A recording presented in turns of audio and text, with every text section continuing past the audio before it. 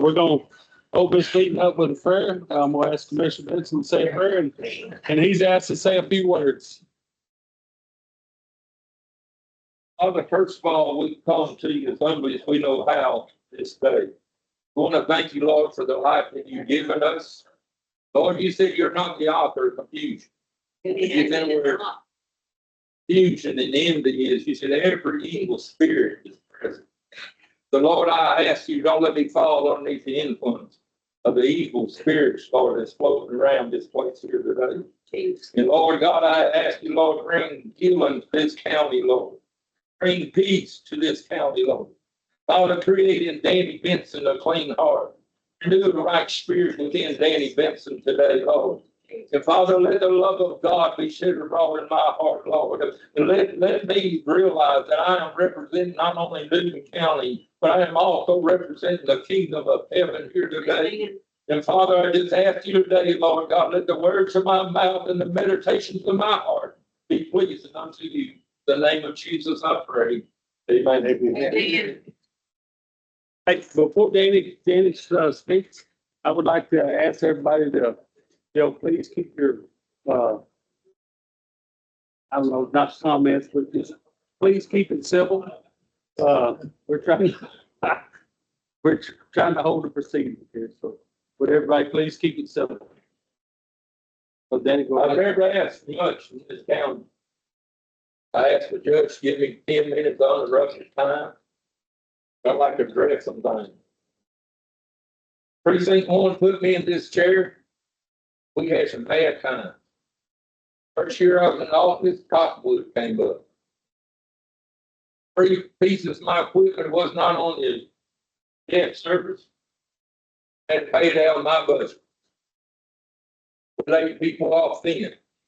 And since we laid people off, everyone in position but one, I think, has been fulfilled again. I looked and I said, what can I do for Newton County? We had everybody scattered in precinct 1. So I went to Mr. Pompey. I said, Mr. Pompey, I need some help. I got a vision of putting a double wide in precinct 1, putting all the officers in precinct 1 in one place. In doing so, we stopped rent, we cut down light bills, we cut down internet, we cut down a lot of expense for this county by doing that one thing. It cost precinct 1, not the court. Precinct 1 paid $100,000 for that trailer. It cost precinct 1 $25,000 to hook up that trailer. It comes general fund, came all from precinct 1.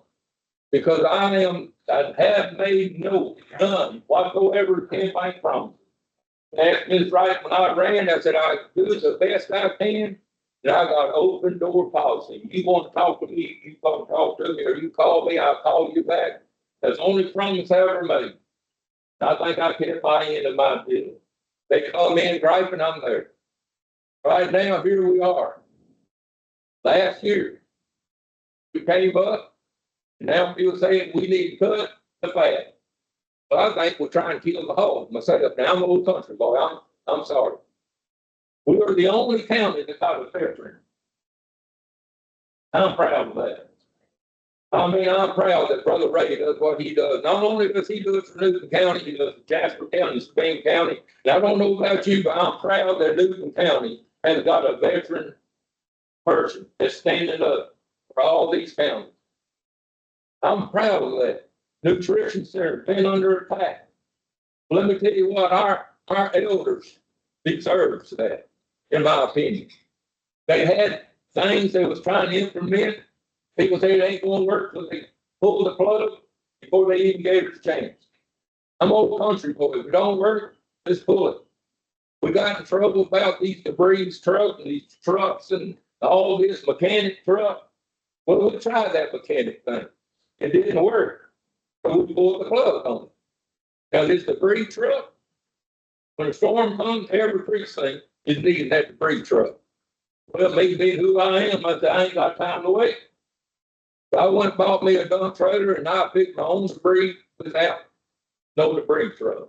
But I realized Newton County need more than one debris truck, or I can fix it another way. So precinct 1 fixed their own problems. It didn't take nothing out of the general fund. Now here we are fighting our Christian center. There's things we can do, but don't pull the plug until we try it all the way. Our elders deserve that, in my opinion. I am here today because somebody paid this road for me. Now we come to our library. I think it's essential for this county to put into our youth. Our youth has already been neglected. Our youth are being destroyed. And now we're trying to pull things from our youth because we're saying that's that. No, that is investing in our youth. That is investing in our county. I'm saying all this because I'm going to ask you something here in a minute. All right, now here we are now. And last year, all these JPs that was at court, this court, that's the word I mean. This court asked every JP person, do you need that secretary to run your office efficiently? And every one of them said, yes, we need it. Now, who are we to tell these JPs that you lied to the court? You don't need it. I think we got JPs that got integrity. I believe everybody on this court should have integrity. Now I stand on my integrity. Now I'm saying if these JPs says they need them, then praise the Lord, let's leave them alone because they need them. And I'm here to also tell you the problem has been smoke screen. We've got problems right here. Health insurance raised up $96,000. Now that's the issue. You want to cut the hog. Now what are we going to do? I guarantee you next year it's going to go up again. We need to fix that. That's the problem. It's not the employees. The problem is, all right, we got this expense. What we're going to do with it? We might need the employees need to step up and start paying a little bit on it. I don't know. I'm just throwing things out there. Boy, that went over like a lead balloon. But we're talking about cutting deep, and we need to cut, amen, and we need to fix the problem. And now here we are again. We got $10,000 to buy out because we want to right to cut trees. Every tree that I paid to get cut came out precinct 1. It didn't come out general fund. I think we need to let the precinct take care of their own. Let us sacrifice that money for that. We got another big problem. Sewer inspection. All right, we can't help that. Casper County gave it back to us. We need this. We got to have it. All right, now the biggest problem I see on here, amen, is housing prisoners. Nobody don't want to talk about new jail.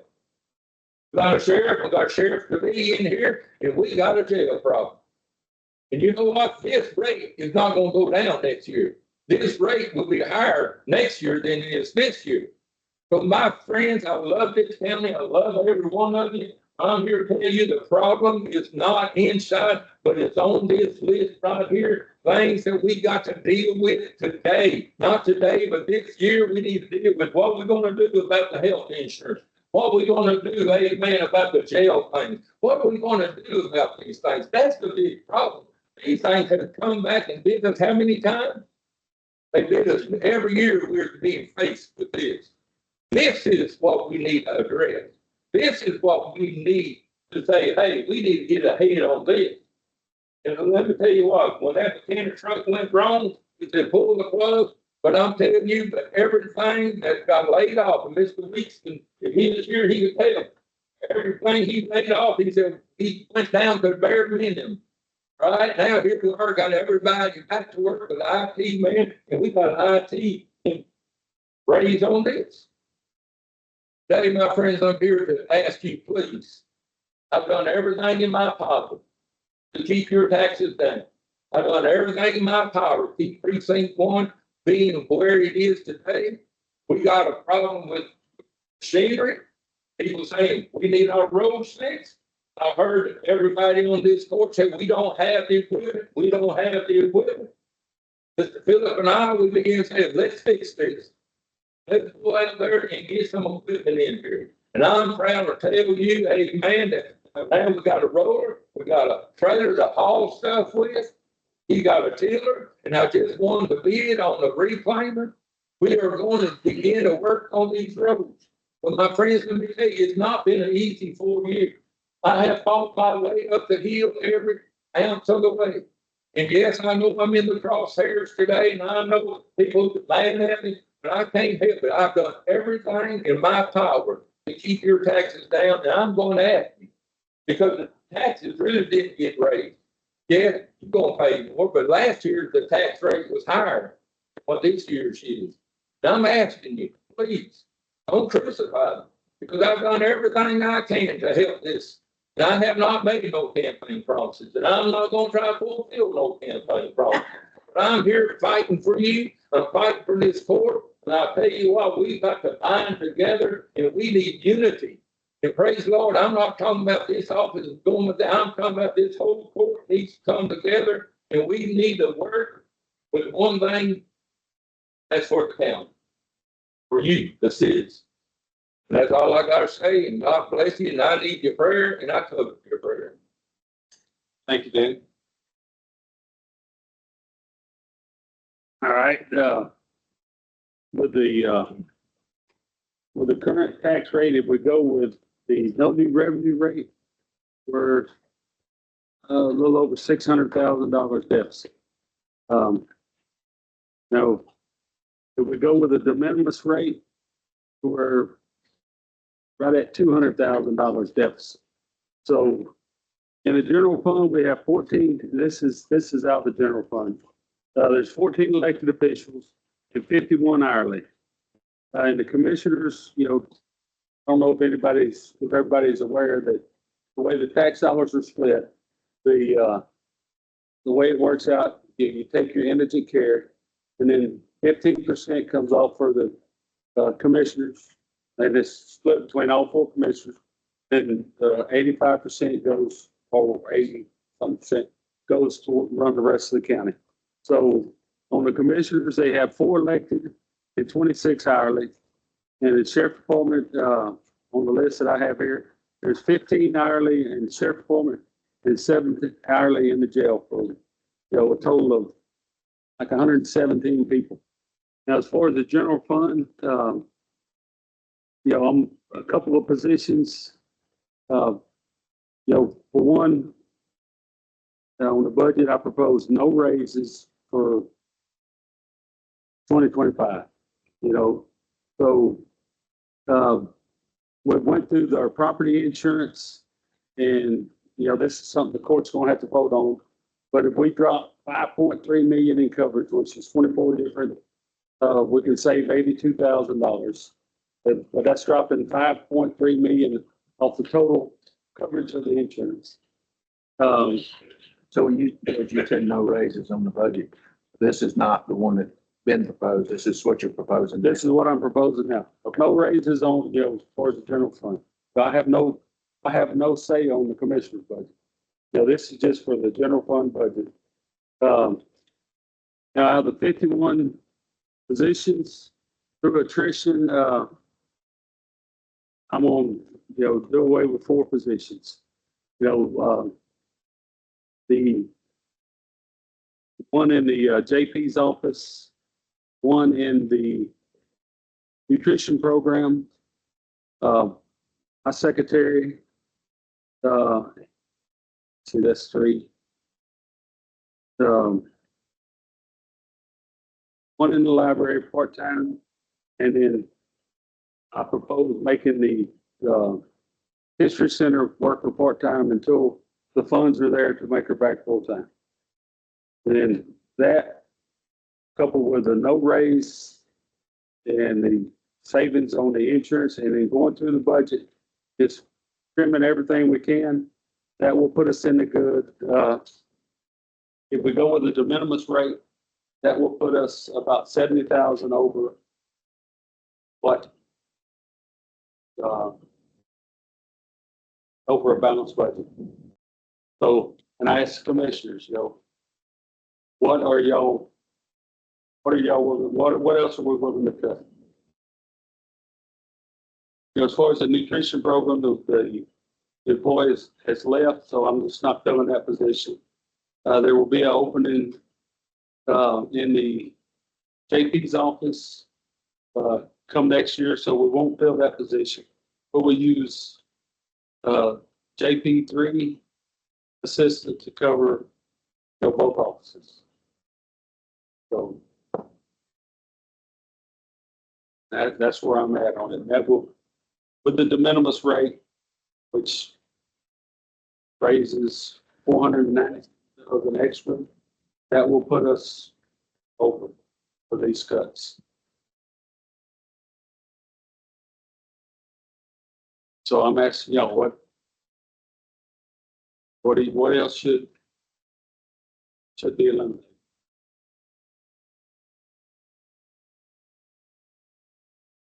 I think what everybody need to understand is that we've had several budget meetings and we have discussed all these things. We've had all the department heads at the meetings. And the original issue was that we were about $600,000 in the deficit revenue versus what the cost is to run the county. And so we looked at all the different offices, and looked at all our funds, grants, and all the support that we get through DECOG and different programs, and we still came up short. And we asked all of the department heads to go back and see what they could do.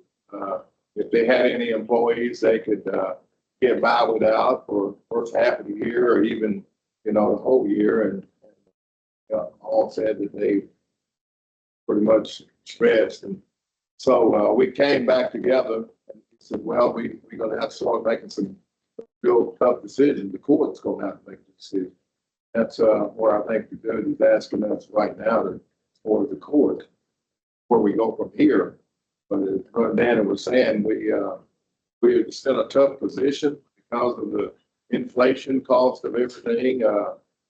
As it mentioned, he spent quite a bit on the air conditioning units for this building here, the courthouse, as well as the civic center.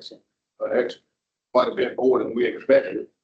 And we just got to have a lot of different things that we're having to pocket back and forth, because we most of us know we owe them some money, and we've been trying to figure out how to get it all paid back. And a lot of this stuff is just lingering as far as it's stuff that we have to deal with.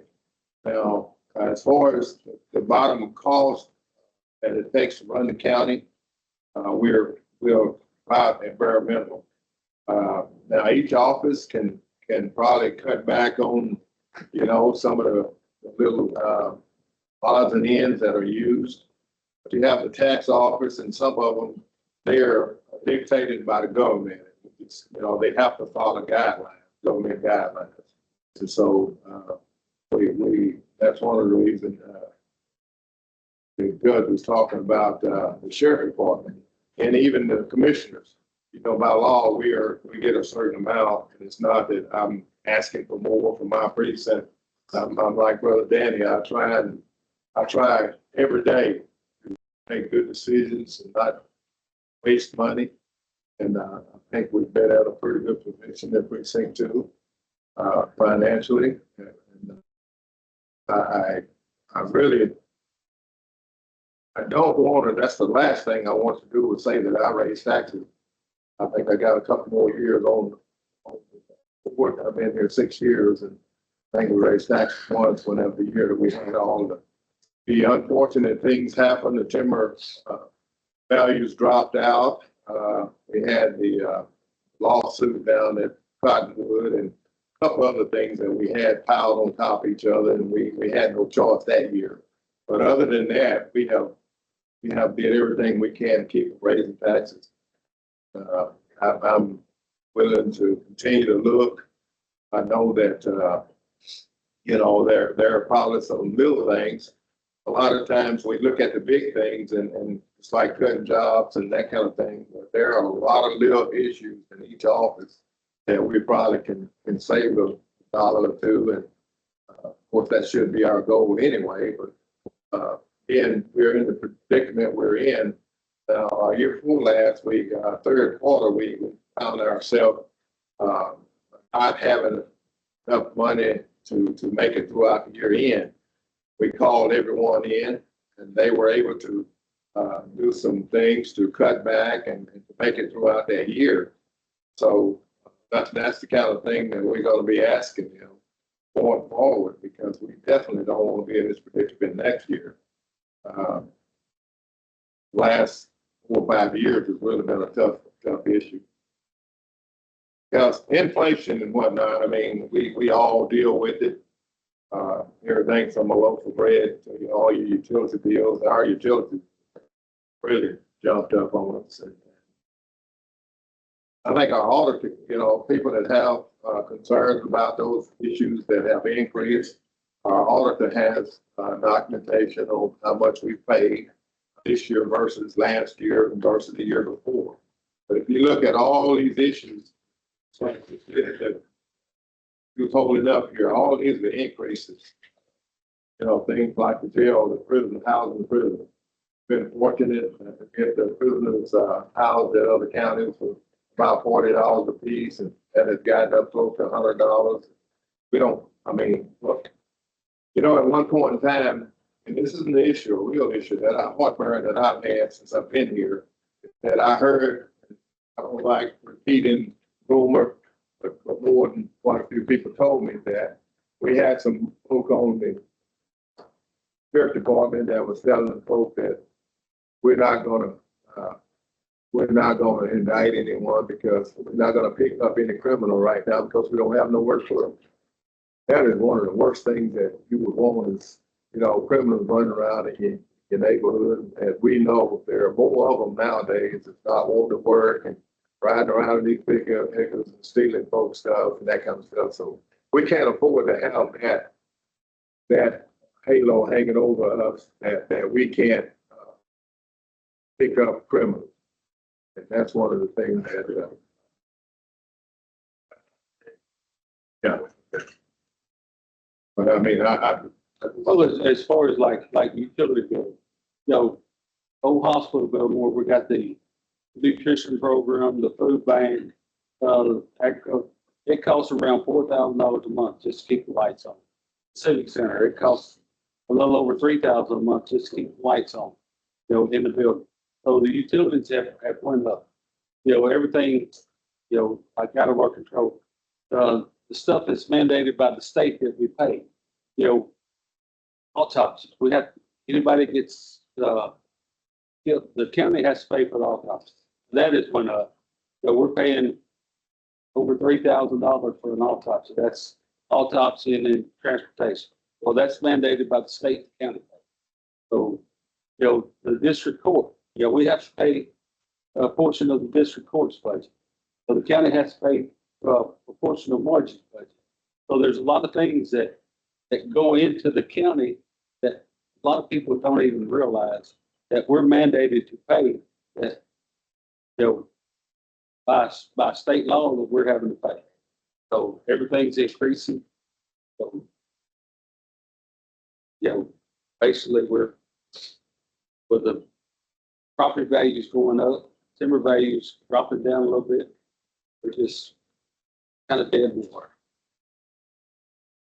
Other than, you know, we went through the budget and Mike Greer, remember he made a statement, there's nothing left to cut with people. You know, if we go with the no new revenue rate, with the cuts, we'd have to cut 9 more people.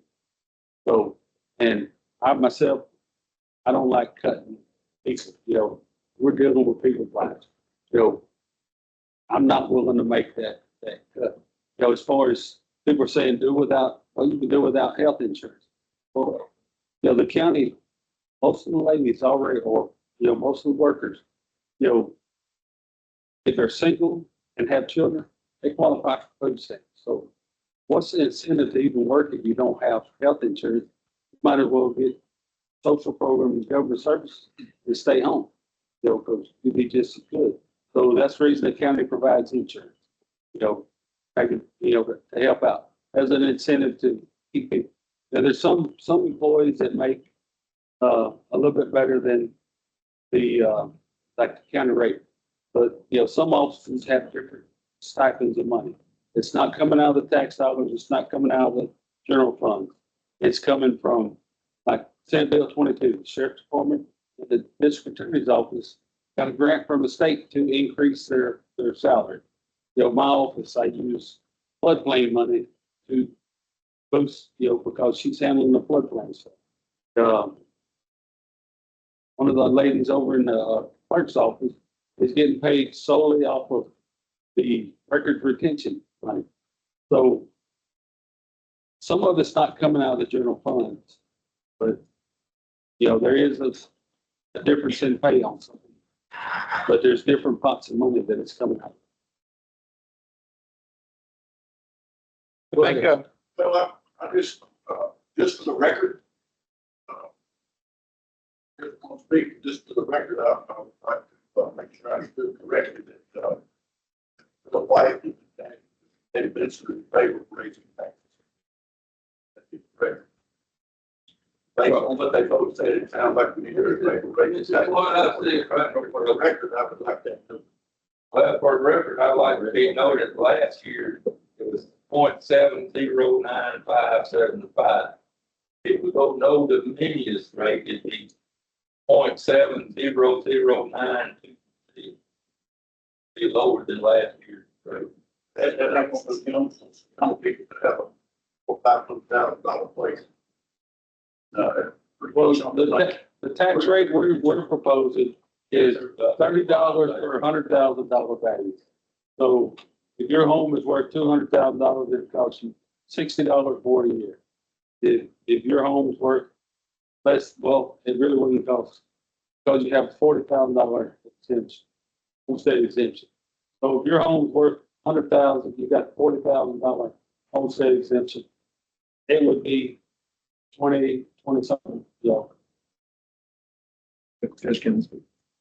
So I, you know, it's no secret, I'm in favor of staffing reductions to try to get to no new revenue or as close as we can to that. And then if we have to raise taxes, not just arbitrarily go with the de minimis rate, which is a fancy way of saying increase the tax burden by $500,000. But I also, at the same time, did ask for an increase, as Brother Danny said, of $10,000 to cut trees on buyout property in precinct 4, which is where I would say probably 90% of the buyout property is at. So we cut almost 50 trees in the last 2 years, a year and 9 months. And precinct 4 is paid for every tree cut, with the exception of those cut buyout properties. Because, as you all know, road and tax money can't be spent but on road and tax items. So that money has to come from the general fund per the law. So we do need money to maintain those properties, because some of those properties are in residential neighborhoods and they have trees that are overhanging houses next door. And the county is liable for that. If I wait till a tree falls on a house and destroys a house, we're gonna be buying a house. If I wait till it falls on someone, that's even worse scenario. So we do need money for that. That's real. That's inarguable. Right now, there's 22 homes in Newton County that's on the buyout list. So that burden is going to grow on this county. There's no denying it. It's just like the prisoners increase, or the inmates. Prisoners are wrong word, inmates. But I don't want to sit here and repeat what I've said in court for the last 3 workshops, or what I said on the interview with Mr. Sharp. I would just say this. I realize that we are at a shortfall without doing some drastic cuts. But at the same time, the cuts that's been proposed are far from where I would expect the county to move to if I was asking us to be conservative with tax dollars. So, With life already. so I do want to add one thing before I stop this. I don't think that anything happens here today or happens next week, Tuesday, is going to divide this court. I would think, Brother Danny, would you agree with that? Yeah, I believe not with that. And I think that, you know, that equipment that you just bought, that reclaimer, I agreed to put 10,000 toward that last week. So I don't think the court's divided and there's nothing wrong. I think, I'll say it a different way. I think there's something wrong with the court if we can't be at a difference of opinion, vote differently, and at the end of it go, the majority of the court has spoken. We're going to move forward. We're not going to linger around and talk about who was wrong or who was right. Once we make this vote, Tuesday morning at noon or whenever it's over, this court is going to be one voice. We're going to agree the court has spoken. Judge is the judge and we are the commissioners, and we're going to move forward and be successful. Now, some of us aren't going to be happy, but at the end of the day, we're going to move forward and be successful. And I'm done. She wanted. I've been 15 years as a deficiency expert, so things were running through my mind. But one of the big ones is how many quotes have you received for new health insurance? We have and I don't handle the insurance, that's the HR treasurer department, but we have insurance through the state, which is Texas Association of Counties, and, you know, what they're using the local. But what the biggest problem with our insurance is most of the county workers are 60 and above. So we're in a high risk group. So unless we, you know, go with all your younger workforce, you know, but it's hard to get people, the younger people to work for the money that the county pays. But to that point, we did ask our treasurer's office, who also in a small county serves as the HR department. And even a year ago, we asked that same question. They went out and they did research.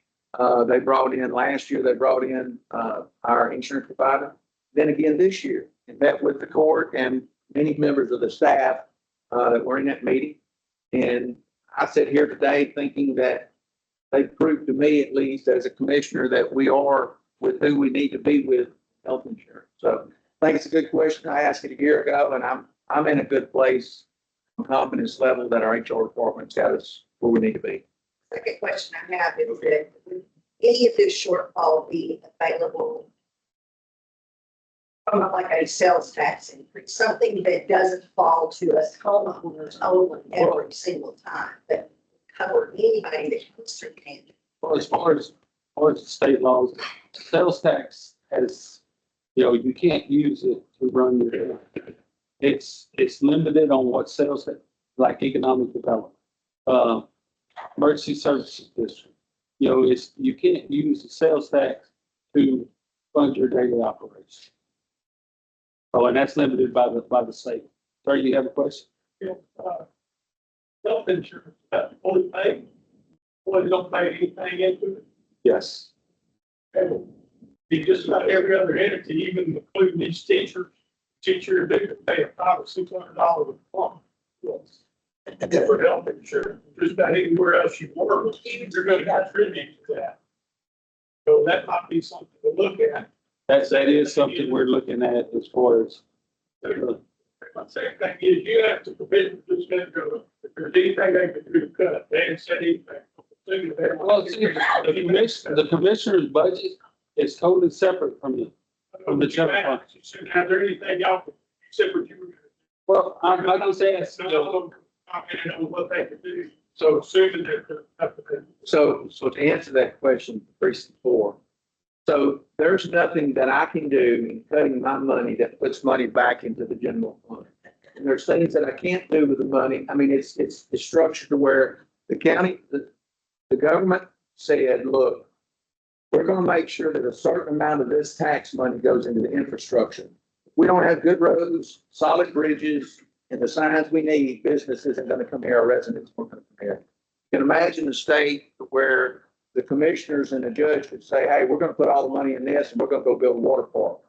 The state of Texas said, no, you're not going to do that. You're going to take a percentage of this money and you're going to put it in roads and bridges.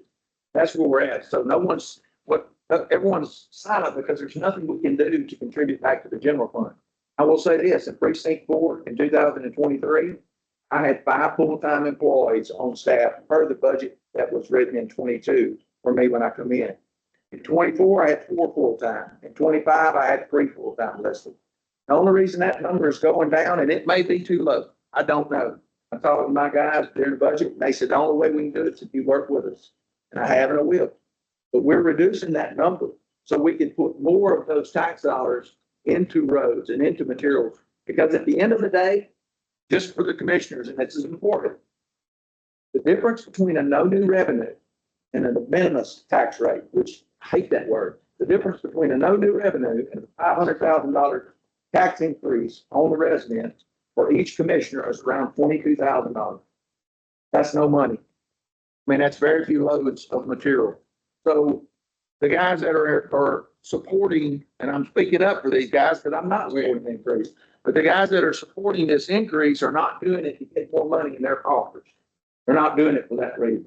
And I just felt like saying that. They're doing it to support the general fund out there on top. But I don't know if that answers your question, but I tried. Anything I'll do to cut your funds, doesn't help anything. I mean, if you say, okay, I'm getting 15%, whatever, it's just like, I can cut $50,000 out of that. General, that can go, general fund will go over that. No, and the reason the Where government, do they go? no, you don't. So if I don't spend what I have coming to me, it builds up, it rolls over each year. And the reason that is that way is because, God forbid, there's some government out there that is not focused on improving infrastructure. They can take the tax dollars that is designated for road and bridges and use them in a wrong manner. So what the government says is, you're going to use them this way or they're not going to be used. And then what you get to do as a taxpayer is you get to look at how much money we roll over each year. And then you get to say, hey, obviously you didn't care about fixing my road because you rolled over $300,000. We don't get that every year, but you roll over that money. And then what that commissioner should say to you is, I didn't spend that money because I have a project in balloons and here it is and here's how it looks. But no, we cannot take road and bridge tax money and throw back in the general fund. Not allowed. You said that would be, tax increase on properties would happen after the exemptions. It would be based on a figure that. Well, say after your, the exemption. say your, value is 100,000. Then you got a $40,000 exemption. You will be taxed on the 60,000. Yes. It's all, get you 40,000, property tax. No matter what, if you got a homestead exemption. Just one of those margins. Maybe a question of something that I think a lot of people get about. And I might say it on my list of titles, let's say help me anyway. People get real confused about tax rates. And value. My office says value, and we know what have they done? They went up. Because the sale of property is in the sky and all over the state. I'm being audited by the controller's office. That who controls my office is the controller's office. Anytime, say you have a 70-cent rate last year, your values went up, and our values have not dropped. Many. You go and you drop that, you adopt that 70 rate again, you have caused a tax increase. Even though, or even if you dropped it down a few pennies, you still have caused a tax increase if that levy goes. And I think that's where a lot of confusion happens, is that people are saying we didn't raise taxes. But I've got your levies from 20 at 7.9 million. This is county and lateral road. In 21, it jumped $1 million, 8.896.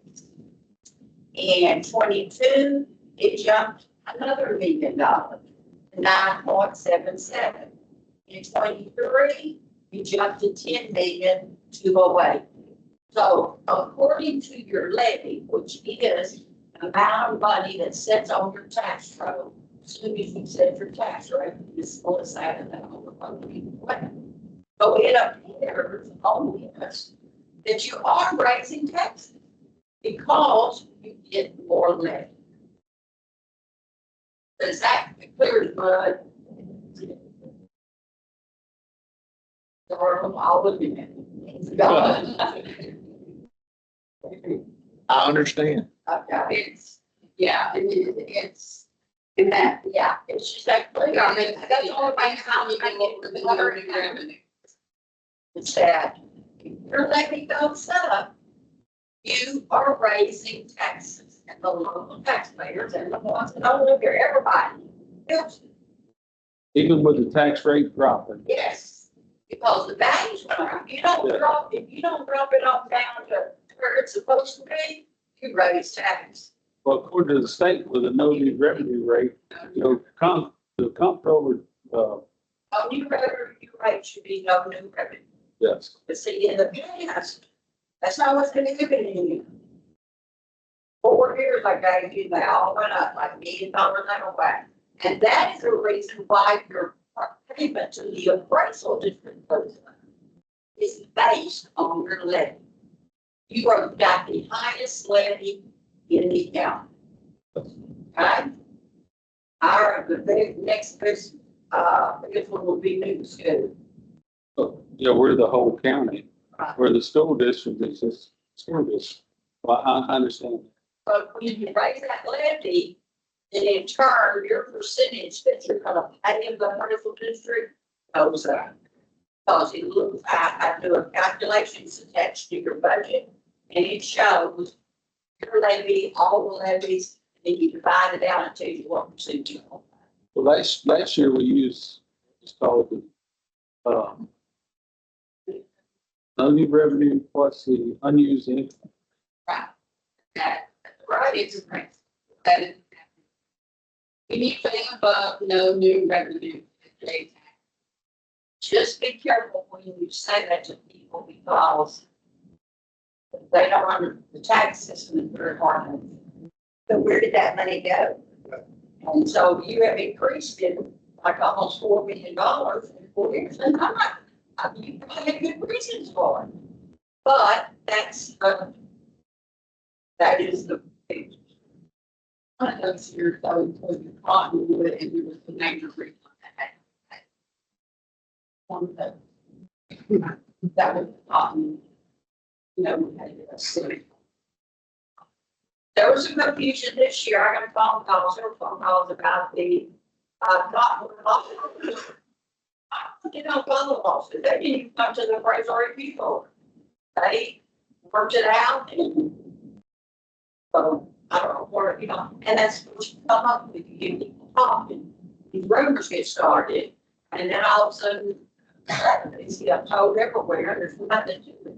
So call your commissioner, call me, call Melissa, call whoever that office is. And talk about it, I'll tell you. So you mentioned Cottonwood.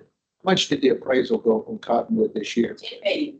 Million increase, They did not, we went up 20, right? but we settled at 10. So that's something. And what are the percentage of the overall budget is Cottonwood? Appraisal. I would come on the road back 25 years ago. Yeah. It doubled the county tax that year. So that's one thing that's important for this county. We've talked about it as a court, and I've tried to share that. You know, Cottonwood is vital to this county and to the Deweyville School District. And, you know, 22 million, I thought it was 22 million, the appraisal value went up this year.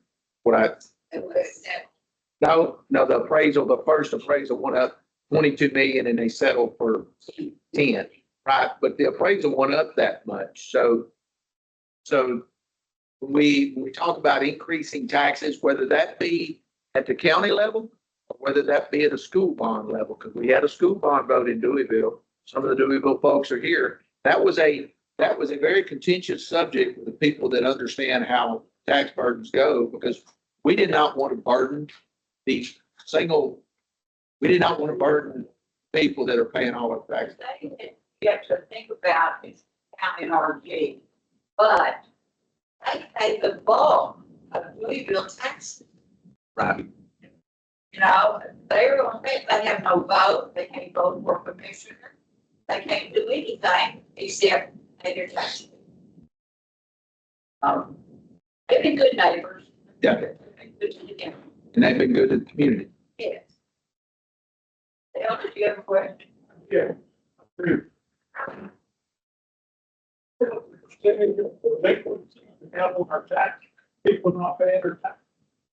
I don't know a percentage, but I can tell you this, we usually have two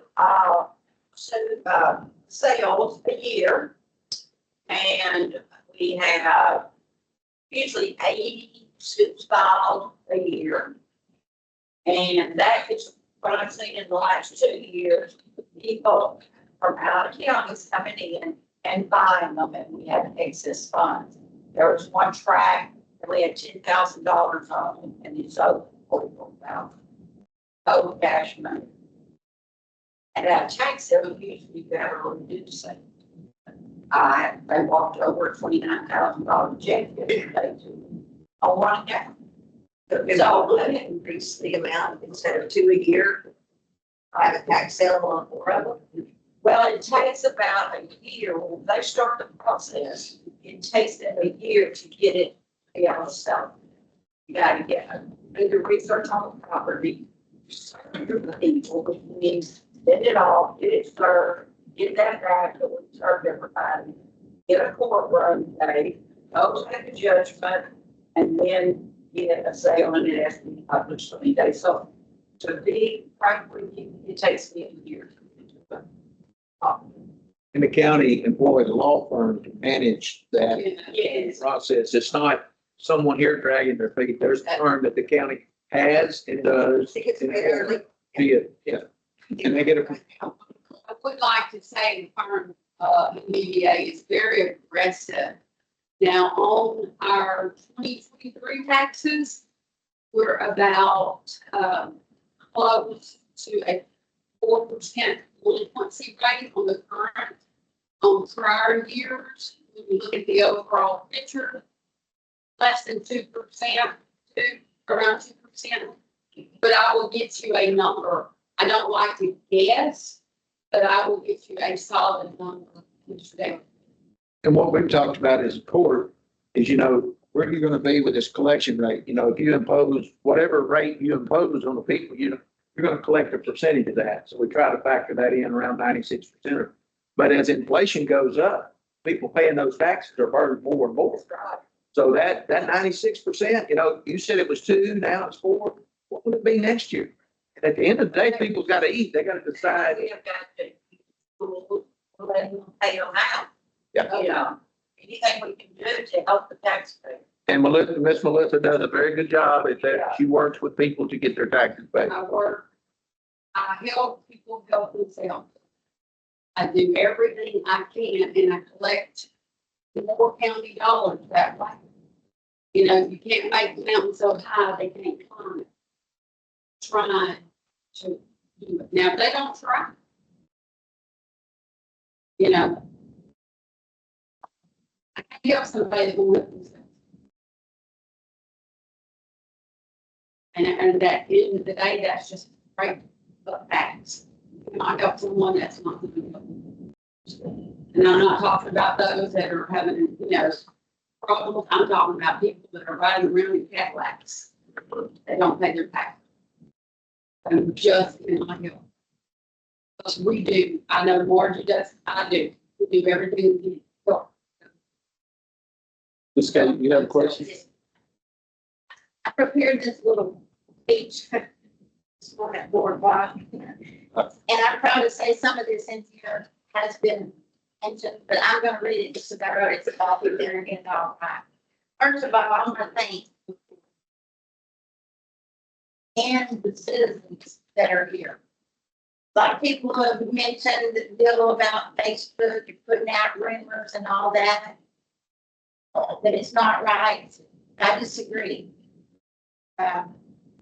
We as citizens, I feel like if we would have been here involved 4 or 5 years ago, it's a possibility we wouldn't even be here. So kudos to the citizens that are here and the people that put the information out. Some of the information may be wrong, some of it may be right. But we as citizens, it gives us a see, look at and determine if they're right or wrong, and let's get involved, let's question. Because they are humans, they do make mistakes. I feel on that, as we are. So, kudos to everybody that's here, and respectfully, I appreciate that. So, Been talking a lot. ma'am, sorry? Said you've been talking a lot. No. No, with all that being said, we knew coming into office that the prior 3 to 4 months before this new board, that they could not pay the bills, monthly bills, which included payroll, without using ARPA funds. So we knew coming in it was gonna be tough. Okay? But with a lot of training, learning the hard way, and going through things, just staying above the water, so to speak. I believe we do have a good group here on this board, but I believe it is necessary to make some essential changes. Either increase the taxes or reduce the budget and increase the taxes. Not to roast anyone on their job or tell anybody they're not doing a good job. Because I don't know about your job and I don't have to. But each elected official, each one of you has got to look at their department, at your budget, and see if there's something, someone that can reduce the budget. There's got to be more efficiency and accountability. I do have one suggestion on maybe something we got to look at, and that's turning the solid waste over to each commissioner. Let them take care of their own dump. And I think that has been discussed. I think if y'all would work it out, there is a possibility of saving $100,000. Yeah. That's a lot of money. Yes, that has been discussed, you know, so we're just trying to figure out the best plan to do it. Tough times require tough decisions. The process of robbing from Peter to pay Paul is over with. So let's look this at the budget and let's make it happen. Let's make it happen. That's all I have to say. Thank you.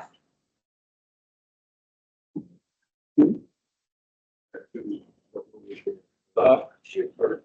All right, Terry, go ahead. If the court will allow me, I need to make some clarifications and corrections that have been stated wrong. I'm Terry Woods, and I'm the Newton County Newton County Historical Center Administrative Coordinator. Big title. Means I really work hard. People who work with me know that I do. They say that I do the job of 2 to 4 people. And after what was said, I'm not here to convince them to change whatever the judge feels he needs to do. But I am going to make some corrections. Some things have been stated that simply are not true. Have not come to me to ask me those things. It has never been reported that we have daily volunteers. It has been stated by Mr. Powell that we have daily volunteers. We do not. There are days, many days, no volunteers come into the district center to offer their services. They simply can't and do not. We keep a daily log. There are sign-in sheets that they're required to come in with their signature, their hours, what projects, so they're to be seen, loggable. My salary has been in question, and so to be transparent with that, my bring home on my W-2 last year, the bread and milk that I buy with, $28,346.23. What I've lived on, okay? So that big package the county puts in there, I don't have any say about that. The insurance portion, which I am willing, this is where I posted on Facebook last night that I had a lot with friends. With friends helped me figure out, I said, how could I save? Because the budget, if we are thankful, I'm gonna say this, we wouldn't be there at all. Wait for this commission. Then everybody, the volunteers that are here, would everybody agree that? Would not be there at all. If it wasn't for this commission. But I don't have any say about what insurance covers for any of it. So some good friends, we have a very small budget that they do allow us, and we watch everything. But I asked some good friends, how could I cut it? Because our budget, our operating budget is tiny. You watch that, I don't see anything we could do there. I've turned 65. Said I could give up my insurance and start on Medicare. I could give that up. That would save $12,594 for insurance. That would save the county that money. And I would be willing to look at that if they full time. Because what it really translates into is in August, for 3 days, we had one person come in, work on projects. And we had 4 people for 2 days come in, work on projects. 4 days, 2 people. So a lot of this, and there has been confusion. See, what we were trying to do, what we were trying to show the court, and it's caused confusion, and I apologize. This is our commission list, okay? Now, it's all red and marked through that. Okay? This is our commission list that we are required by Texas Historical Commission to show. These are our commission members. This is our executive board, our executive committee members. This is our commission members and our non-voting associate members. Okay. Texas Historical Commission puts that in place. They have a definition of what those roles are. It's covered under our bylaws, right? And that doesn't change the annual. If we go over this at the end of the year, and then that's adopted by our commissions, and then the commission, we submit that to y'all. That doesn't change until another year. But you see this, and I have not apparently conveyed that correctly. So you looked at this and you thought, and it's been stated, you have 29 volunteers. And sadly, I've had people in the community say, you have 29 volunteers. And I've had to try to stamp that out. No, we really don't. So now, the reason there's so much red, this shows in this year, around November, around November, we'll have to take the action of contacting them, say you're inactive. Inactive means you're not coming to meetings, you're not serving on a committee active. You have to get them to take either get active or we have to. But to go and state publicly for any commissioner or anyone to state they have 29 volunteers. They don't need an employee. It's incorrect information. But, and I explained this publicly in the courts, and it still gets me. And you know how anything is, once it's stated, it's hard to get that stamped out. And it's been stated on your program. So unless I get to do an interview with you, I'm gonna, that's been it's repeat and repeat. Okay, thank you. Does the city, does the city, put any money towards these roads? No. And they're not interested in that. They stated they're not interested in business. That says a lot. Now, last year, they did put some money toward the library and toward the emergency management. So I haven't got clarification this year if they're gonna do it. Library, city, Yes, they contributed 20,000 for, out of the $170,000 library budget, the city contributed 20,000. No, They don't. they haven't contributed anything to that. As far as the nutrition program, last month,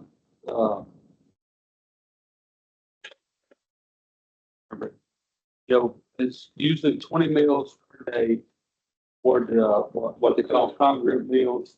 And that's paid, for the grant, 76,000 from helping, from DECOG. So that goes toward that.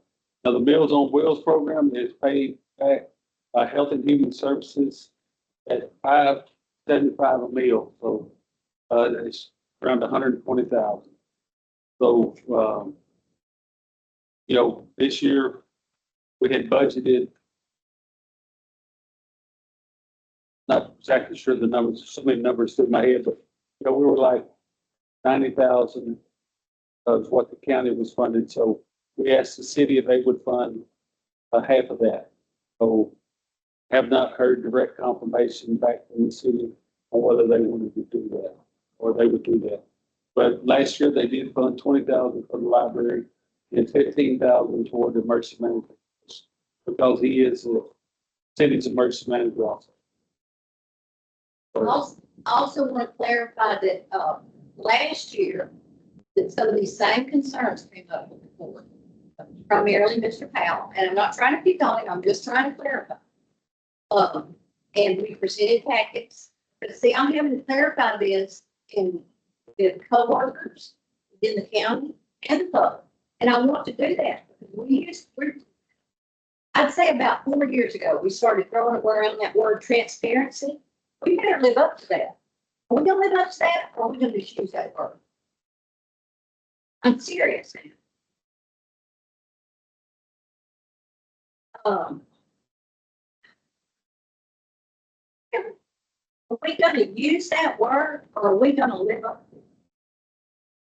I presented packets last year explaining the difference in my position as an employee and what my responsibility is, and the difference in our volunteers.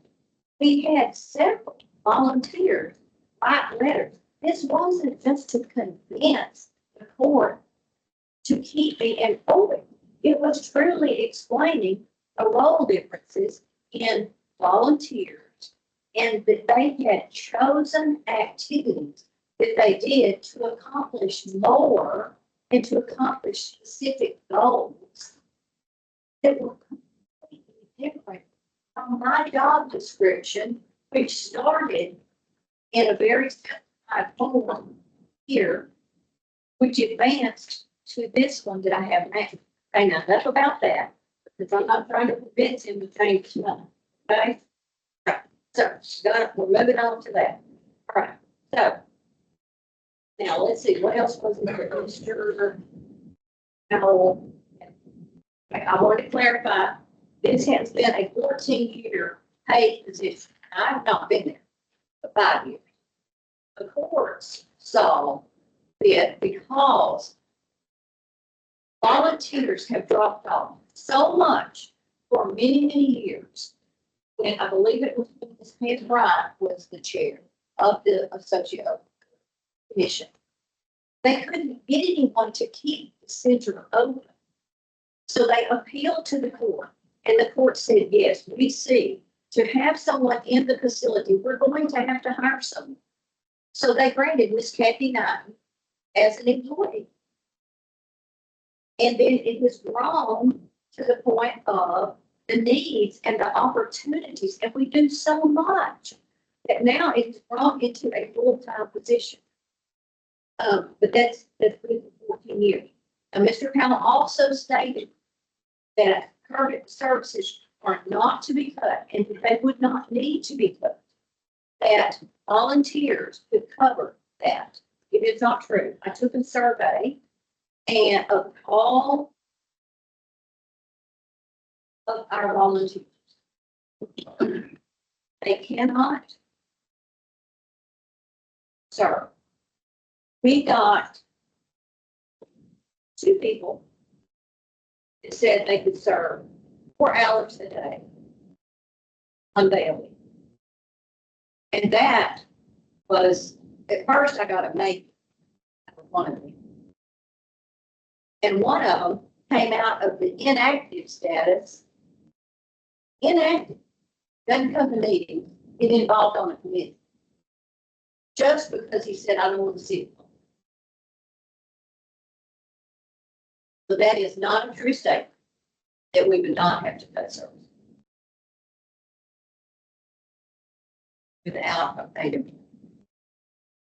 Telling the truth too, I go over it, cannot be done without a paid employee.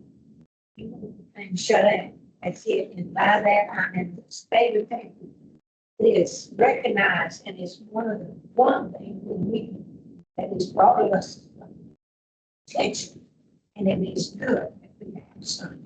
We can't run it. I don't have any. She's good. Mr. Powell also stated that the financial reports are done by the treasurer, and he does all the financial statements that was stated on your report. And I didn't get that exact wording because I was coming in this morning, I was listening, and I missed the exact wording, so I don't want to misquote it. But Mr. Charles is our treasurer, he serves in that capacity on our commission board, and I want to clarify that. I make all deposits, I receive all monies. Even for the Powell Hotel, when they do their soup kitchen, I receive all sales, all money in. Everything in. I make all deposits to Ginger. Mr. Wright audits me. He's on the city book, he audits me. He keeps me honest. He keeps me accountable to the county. He checks everything. He checks Ms. Sherry's operating report. And I send, and he does the report and reports to the bi-monthly. He gives them the commission. That's his treasurer. Yeah, that's correct. I'd just like to make one comment also. It's stated that we don't generate any money. I think the historical commission is probably the only entity in the county that does generate money. Maybe I'm wrong, you do, okay? So there's somebody. But just for instance, the Powell Hotel falls underneath commission. They generated somewhere between $6,000 and $7,000 in soup sales last year. I have no idea what the debit receipts are, but I don't see those. We should, but But anyway, like, so things that are purchased go against that revenue. Just like we had, let's say we, with the house of my pocket, family curious, lot sale, raised $892. That came from the galleons that were purchased to be sold, make money for. Anyway, the point is, we do generate some money. I'll hit on that quickly since he brought it up. I don't have 2024, but in 2023 fundraising, we brought in 4731, that's 4,000. In donations, we brought in 4,230 in 2022. We brought in 3,981 in grant money. We brought in 4,800 in 2021, which is a COVID year. In fundraising, we brought in 8,293 in 2020, which was a COVID year. We brought in 1,240 in grant money. We brought in 5,000 in 2019. We brought in fundraising. We brought in 10,061. That was equal, once an equal sales. And in 2018, that's as far as I'll go, we brought in 13,660. That was once an equal sales. That's about all I've got. I've got projects that we do, all kinds of things. We cannot say enough. The only other thing that I'll mention is one project that I'm really proud of, the two projects that are coming up. One of those is in Mr. Philip White's corner that we'll be presenting in October. It's It's a heritage education project for the children, for the students. And it ties in with the Weirgate lumber days in the 40s. And it's a skit that it's being developed by Miss Sherry Leach, Heritage Education. And it involves pre-K through kindergarten, and it is delightful. They will be active in a play, and it goes up through 5th grade. The older students will be helping them, and we will we'll launch it in their school, but it'll be presented to all the schools. All the schools will be able to take part in this. Be going to all of them that are willing to take part. Some of the schools don't take part. Can't do anything about that. Some of them don't even return even. We invite them to take part in field trips and such. But we do a lot. We do a lot. And we're having a cemetery walk. I, by the way, paid for these. I've donated to have these printed. I didn't charge the county for this. We're having a cemetery walk October the 12th. Cemetery walk. I'll just take these. Take one. I'd love to invite you. Take part, you know, think of anything else volunteers that needs to be covered. How many, yeah, Oh, yes, I've got that. That's the visitors in 2024 so far. We've had 463 and we've had 109 genealogy research requests. That's where people call in or come in. And well, actually, these are people that have come in, not calls. Physically come in and say, can you help me find so-and-so and so-and-so? And we research it out for them. Everything's not on there. You got the record. You got the physical record. We find it. okay. You just stated that you had 235 people so far this year. That's not it. I understand your historical society. I don't know if you remember the name, Don Crane, or know the name. He was one of the people that started that up in Dr. Lee and I'm a genealogist. So I totally understand. I have been all over the United States through genealogy. And I have found that most historical societies, this size, my main one is at Moore, Alabama, that is less population than New. They open X amount of days per week, 4 days a week, half a day. Some more days are scheduled for free, some days are scheduled for afternoon. Okay. They are also coupled with the library. They're housed in the same department. If someone comes into the library that would like to do research in the genealogy, the library person takes it up. Same hours for the library. You know, they'll let me in, let me do research, vice versa. Is there any way we could put the library and the historical society together? One building, one set of utilities. Okay, but you don't have a employee. I listen to your job. You're just no. She had stated earlier that she would switch over to Medicare because the insurance. These are options that everybody has. What can change your insurance? So is these things that we look at? We partner together on already. We partner together on other things, but they are In the same building? yes, we're in fact, yes, Iris and Ann Howard, legally covered us years ago. We're covered in a building that provided a place for the history center and the library. So we're permanently covered. Okay, it's on that bill? Yes, Yeah. yes, we're permanently covered. Okay. Thank you. Oh, and as a taxpayer, I want to add this, as a taxpayer, this is taxpayer, take the history center hat off. As a taxpayer, I would say and ask that the court adopt a professional civic center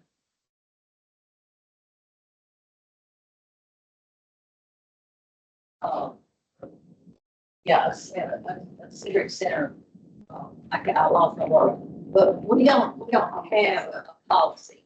We do not have a civic center policy. The citizens probably do, I'm not aware. Citizens working all the expense of the civic center, and that is wrong. I don't want to pay the bill. I don't want to pay for somebody to use it. I am in civic organizations that can pay. There something. There was a policy for the civic center. And everybody, it was priced out. Now, you have half a day and a whole day. You had to pay, and that's for weddings, reception. And that's. Well, anybody that comes to rent the civic center, it goes through our Yeah. office, That's very easy to do. they pay $350 and they get 100 of it back if they clean it. Let's just make sure, because either they're storing or something, that people are saying, I'm not paying, I wasn't charged. And so I'm just saying, none of the folks have.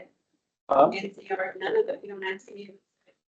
I'm just saying. But like individuals that come rent for weddings, baby showers, I'm just asking for, I'm not saying we have to get into it. I'm not, but you can verify that the money is turned into the treasurer's office. Check and see that there is a solid professional policy. And then this is, may make coworkers mad, but I would ask that the court really consider looking at our insurance policy. It's astronomical.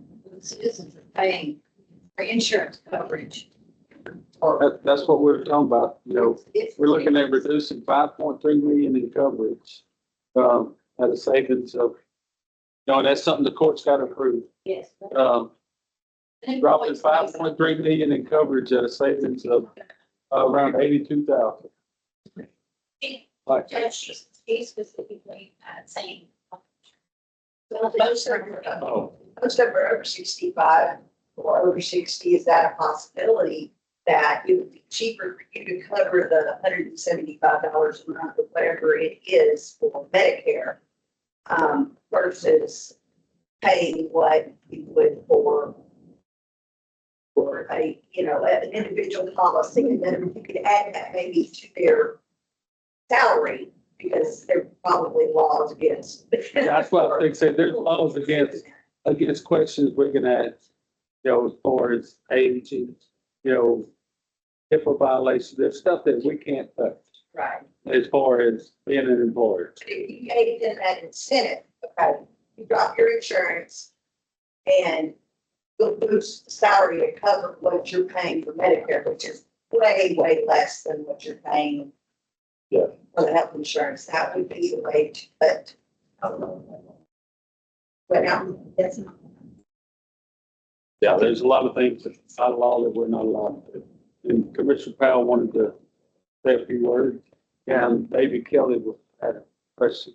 So with all due respect to what's been said, the number of 29 volunteers was brought up and provided by Mr. John Jefferson in a recorded session of a workshop less than a week ago. I didn't make that number up. So that number was provided to the court from Mr. Jefferson. I think on air, I did say that some of those volunteers are not full-time. They just do research on the computer, what have you. I did not imply that there was 29 full-time volunteers there, but that number did come from Mr. Jefferson. But with all due respect, everything you've been said, I still stand here today and say that we simply cannot afford, in my opinion, a full-time employee in the History Center. I'm not going to back down from that. I've talked to a lot of people throughout this county. I do not feel like I'm in a silo on that. There's people in all segments of this county that do not know we have a History Center.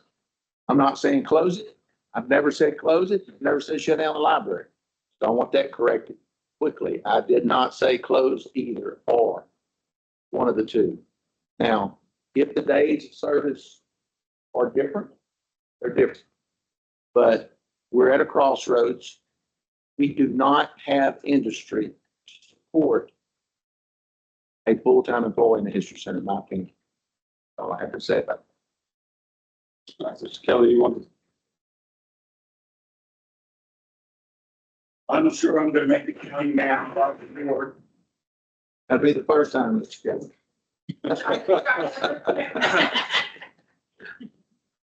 All the talk today has come down basically penny. You're talking about a couple $1,000s over here, couple $1,000s over there. I brought September 29th, 2022 Commissioners Report, where I stood up and I stated, and if you spare me, if you have a minute, Judge, Yes. I'd like to remind the people of Newton County what I said. And the problems you're having today are because the administration before this board broke you. Broke you. I'll explain. This is what I said then. I would like the record to reflect that Newton County's 2022 budget was voted into place with a $1.3 million deficit. This board did not make the difficult reductions necessary at that time, which were needed.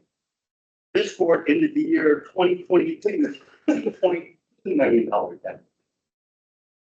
The board is utilizing $2.5 million in ARPA funds designed to help the citizens not pay the debt created by this board. To date, there is still nothing in writing for the public to see from ARPA administration allowing funds to be used in the manner for which this board is proposing.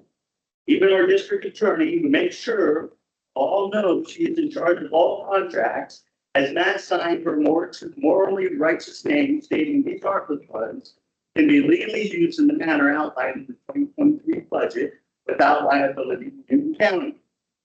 My biggest fear is that this ARPA money being utilized to square this administration's debt account will be audited by FEMA, and Newton County will be liable for $2.5 million in payback for the future.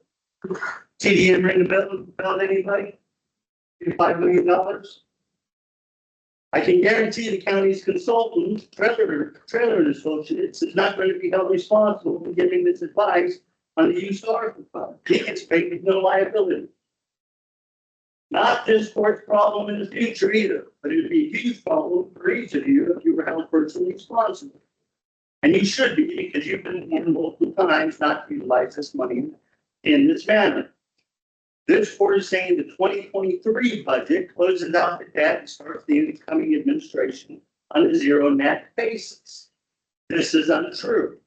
This budget reduces $1 million in services to the citizens of Newton County, $400,000 from solid waste alone, with plans on dissolving the department completely. No backup plan, no solution going forward, no money for hazard mitigation, emergency management, or the floodplain. But this court did remove precinct 4 commissioner's truck allowance and see Judge-elect Self on a travel allowance in this budget cut. We can all see the court's priorities. This commissioner's court is going to say we are saving jobs now, which is more important to this commissioner's court than doing what is right for the county's future. I quote this court as saying it's the new administration's problem to deal with. Yet this budget creates another $1+ million deficit that's left unchecked throughout 2023 because the needed reductions required for balanced budget for Newton County to heal from the debt inflicted was not done. So now I will tell all county employees here today that 19% of our workforce needs to be eliminated for a chance at a balanced budget going forward. And you should know who to blame. It's in black and white by the numbers. And when numbers are done correctly, they do not lie. This commissioner's court's reign, 2018 to 2022, from beginning to end, has shown that the Democrat mindset under the guise of conservative Republican leadership of spending more than you have is alive and well in Newton County. I hope the citizens of Newton County now realize how important the conservative mindset and the proper application of that mindset is to their future and when we need to be involved in citizen government. That's what I stated 2 years ago. You're broke today because you have not held anybody accountable for not only spending the millions of dollars they collecting taxes every year. They spent the $2.5 million of the CD that you had in savings. And they used the $2.5 million of ARPA that was supposed to be for your services to pay their debt. Now, I'm pissed. Apologize for my French. But the people, we the people, are the ones responsible and are now holding the bills that have to come due. I said it then, I'll say it again now. You have two choices. You make the deep cuts now, you take on the tax, you have to raise tax. That's not including the school taxes and the other abatements that are being levied on. You have to eat it now to be able to move forward in the future. It's not their fault. They tried to come in and balance the boat, and they did. So now, you either keep suffering like you're suffering and continue this whole process next year and say, oh, we need to cut $1,500 from this place and, part-time workers over here at this place, or you just do it now and take care of it. And you go back and make sure why that $15 million plus was spent from Newton County with nothing to show for it. And if you all know me, so you all know what I've been asking for. But nobody knows where your money went, except a handful. And it's a shame to pass the buck and then come here again in September budget time and say, oh, what are we going to do? I'm a dog in this fight because Texans voted 100% disabled veteran. I don't have to pay property taxes. I believe in we the people, and we the people have the right to hold our money being spent accountable. And you have not had that. They're trying to do that now with a minimal pain. And you're going to have this continued minimal pain until you just take the cut and get it done. Thank you.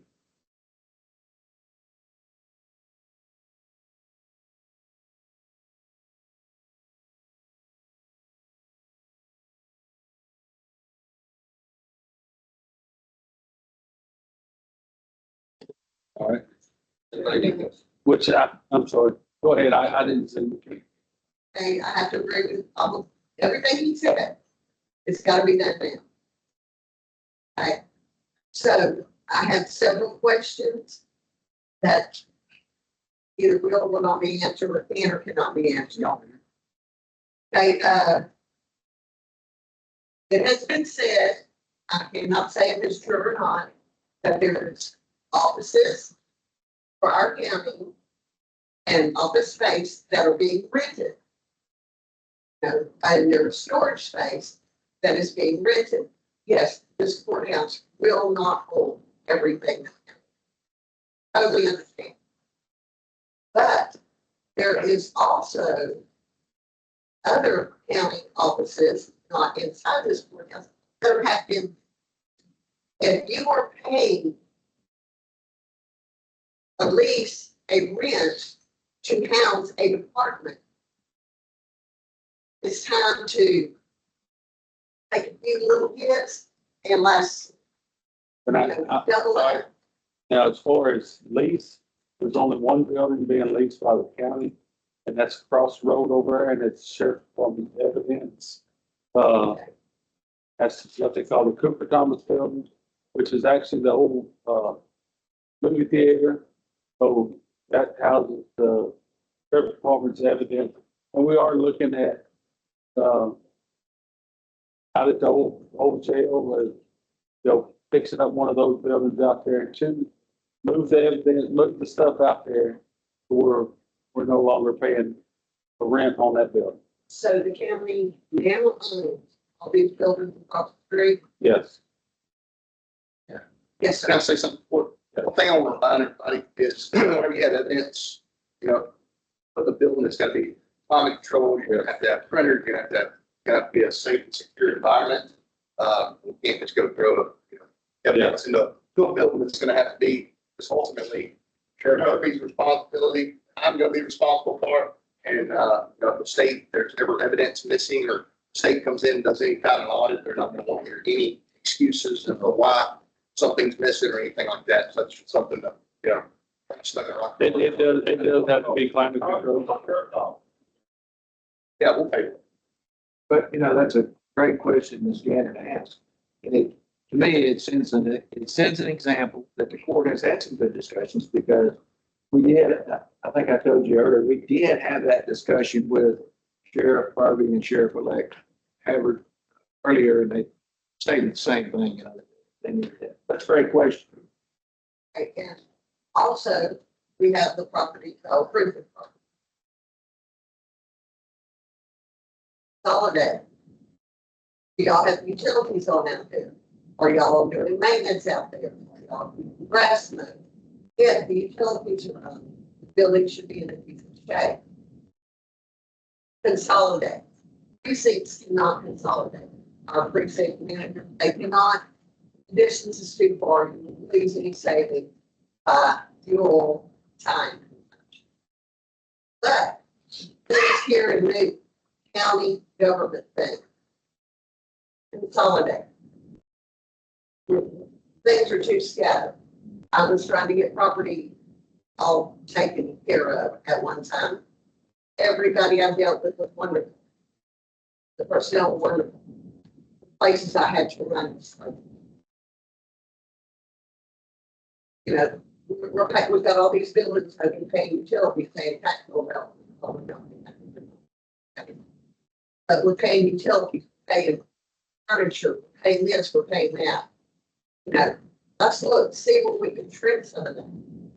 Because if you are paying $1,000 a month, that's $12,000 a year on one property. And, I was told there were several. But like I said, I did not know if that was true or not. But if you had four at $12,000 a year, that was one of the deficits that y'all have today.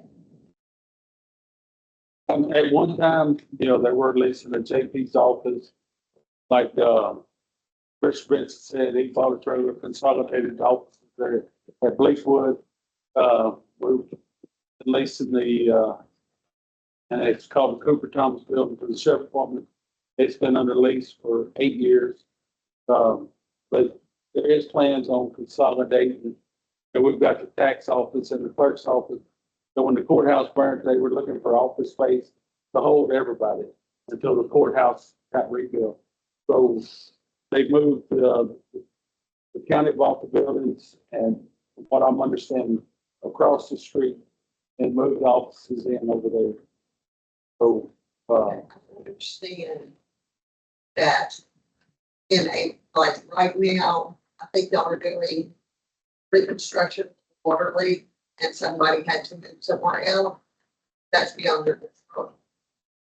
But the long term, you can't run out and get this for 6 months and spend that, because even though it is only $6,000, you multiply that for different things in different parts of the county.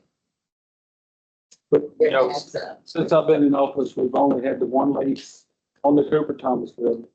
Now, as far as like the old hospital, it's a maintenance utility nightmare. We have actually the food banks there. We have agriculture extension office, the nutrition program, and Judge Fair's office is over there. So we're paying $4,000, basically $4,000 a month, just to keep the lights on. So, The state got reimbursed any of that on the. no, it's just, as far as the food program, they're a separate entity, but they're using the old hospital building as a place to, yeah, we're just picking up the utilities. Y'all get a grant for the UPA building, No, pay for that. we paid for that. Well, part of the money was from, the ARPA funds. It was a separate, it's kind of like the ARPA, but it was a travel. So that, part of that money was used to purchase the building, but at the time, everybody had to move out of the courthouse because of the work going on. So instead of leasing office space, we went ahead and bought the building, kept that building up there for, Very good. Person that she could to where the other ones were there. no, there's no, now the treasurer's office moved to the prison. They set up an office in the old chapel, precinct 3, the basically what we call the county barn. It is at the prison. Utilities are on part of the building. I don't know if y'all remember years ago, thieves went in there and stripped a lot of the wiring out of the backside of the prison, so it was cost prohibitive to put that wire in at this time for not being able to use it, or no use for it. So basically, the phase 1 section does have utilities on it. But it's not climate controlled at the moment. But the only thing that is climate controlled is the treasurer's office and the precinct 3. And the county maintenance guys basically have the old maintenance building out there that they use. I don't want to cut in Miss Janet's time, but March's question. So a little bit more about that. So that building was purchased, and I forget the exact amount, I think it was like $103,000.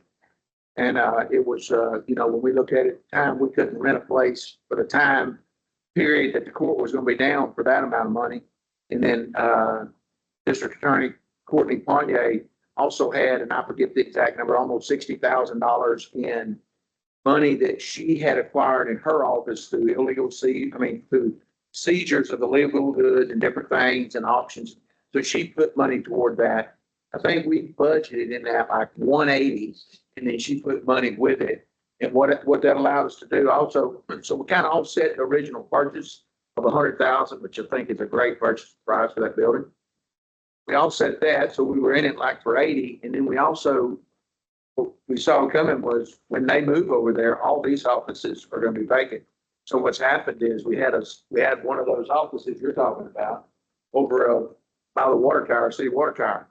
And if anybody needs, the auditor sitting next to him is the county judge, regardless who he or she is, right? So the judge moved the county auditor and her department right next to him in the old DA's office. So that move was a great move for the county. I'm proud of that move. I'm proud of it, not only for the move and the logistics and the budgeting, but also for the finished product that we ended up with as a building. Also, talking about the old hospital building, it's maintenance, utility night. So, once we can ever get the food bank, the county got a grant for basically a new civic center, shelter out by the old prison. It's gonna be 23,000 square foot building. It's gonna be a nice building. Well, eventually, would like to move certain amount of years we have to keep it, but eventually I would like to move the tax office and the county clerk's office into that building, new building. We're gonna have to pay utilities on it, whether or not just, and then out by the prison. Okay, it's gonna be, for 5. so, Y'all have plans. Yes. In the future to consolidate, as the running several different. yes. Now, the agricultural department, the ag extension office, I plan on moving them into the building that the auditors have, which is underneath the water tower. We used to call it the old ambulance building. Well, their office will be moving in there when they get due agent has resigned, so basically we don't have anybody. So, and then find the office for Mike Greer and veteran service staff. Basically, I want to go away with just stop using old hospital. Because altogether it's costing us, probably $8,000-10,000 a month. Sale, these, try to put these up for sale to make, as is to make a profit. Again, whatever, if somebody wants to buy it, they can sell it. And on this building that the judge is talking about, Mr. Vincent and Mr. Philip Hyde are also, they're on that because they're close and they're going to help orchestrate that or help lay it out. Get the exact word I'm looking for, design it, make sure it's designed right. They're part of that team. But it's zero match, so we don't have to have a percentage of that 13 million. And something that the court has asked for multiple times, and we have coming, is maintenance and operations costs, or projected maintenance and operations costs for that building. So we're not going into a line, we're saying, hey, you're about to build a $13 million building before we build it. We need to know as a county what it's going to cost to run it. What's the AC running? What's the expected maintenance cost? Because we talked about this building over here that the DA moved into. They sprayed about 6 inches of foam in the walls. So when you go in that building, you don't hear that air conditioner running constantly like you do in this money pit. This is a money pit. I don't know if anybody knows this, but this guy sitting next to me, this is a money pit. I don't know how he keeps this going. I mean, it's either a flood water line or a leak. Let me explain.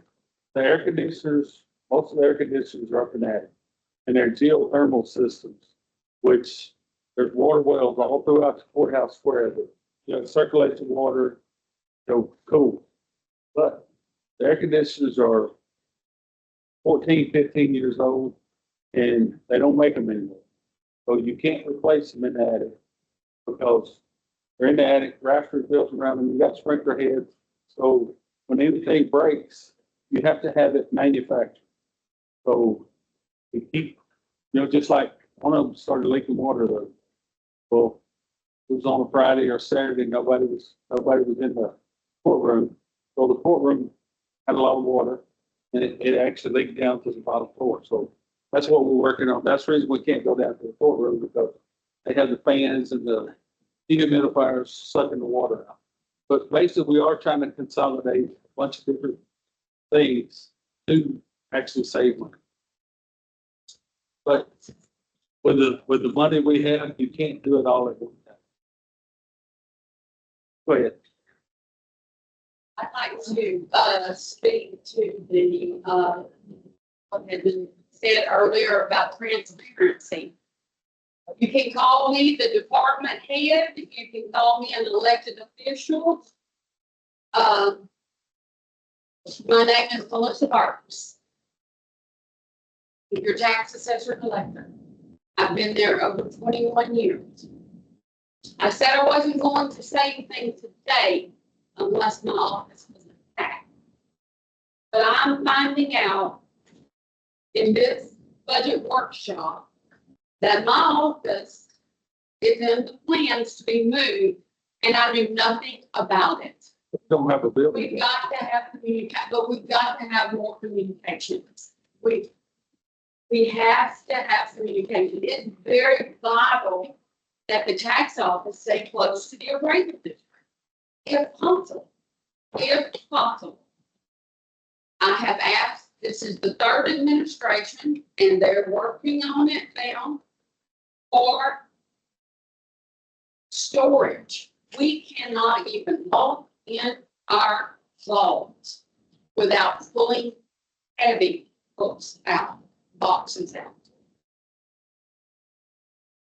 We are mandated by state law to keep those records. They have to be in the vault. They have to be in a secure place. I'm not mad at anyone. It's just aggravating. I'm mad at the whole situation because we want transparency, but we have so far to go to get to total transparency. Last week, I received a call. I couldn't take a vacation. I cannot. Not because of my staff. They won't contact me unless it's an emergency. I had a printer delivered to my South County office with no advance notice. I didn't know a thing about it. It would have been so much cheaper if I had had advance notice. Had I known, I would have had an IT person there. But because I did not know, and I'm not trying to dog the court, I'm just saying we need to work on our communication and our transparency. I had to, my judicial office was for quite some time. And people don't like to walk in and not be able to be served. I don't like it. My staff doesn't like it. Something has to happen. We have to. We have to have some. Either form committees, somehow we gotta have better communication. That really, that bugs me when I get a phone call, hey, did you know a printer was being delivered? I knew you, I felt like you could have told me. No, I sure didn't. And guess what? It's on a Friday.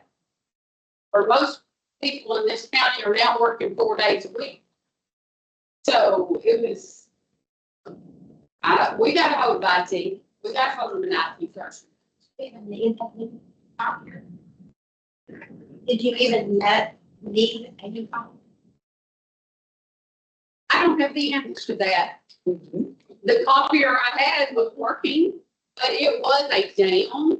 It was a downgrade. I know they're trying to save on copiers. We need to be Way back, everywhere. I purchased my copiers, or I did on a $1 buyout. Those days are over. I don't have the answer to that, but I will get it.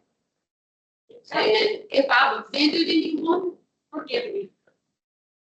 But I could not sit here and not open my mouth. You know, I think the county's been on contract with, it's called Texas Document Solutions for the past 5 or 6 years. And usually when they switch a printer out, the printer is up off lease. And we have went through a list of all the printers that, you know, county offices that have not being used. And I wasn't aware that you were getting one changed out. Yeah, I'm just saying, Document Solutions, someone should have notified, given us 72 hours in advance notice, so we could have someone on site, because it's not simple anymore. We're in that high-tech world. Parks and Wildlife, motor vehicle, where people can go to other counties, where some counties aren't willing. I think everyone's willing to print. They've now become willing. They have new tax assessor collectors, and they're willing now.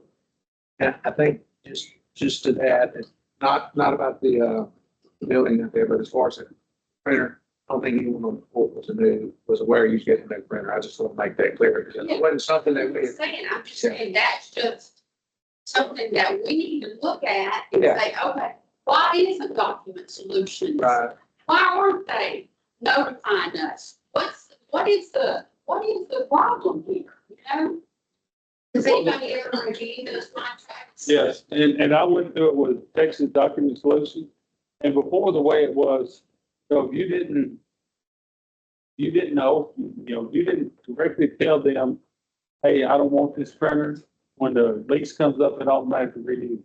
So I went through and told them every printer that, comes up for renewal, if we don't need it, it needs to go. So we have reviewed it, myself in the auditor's office, and we have got rid of some redundant printers or copiers that we don't need. But we are working through just eliminating the ones that we don't need. Well, and I know that's just small dollars, that will be the picture, but every small dollar adds a large.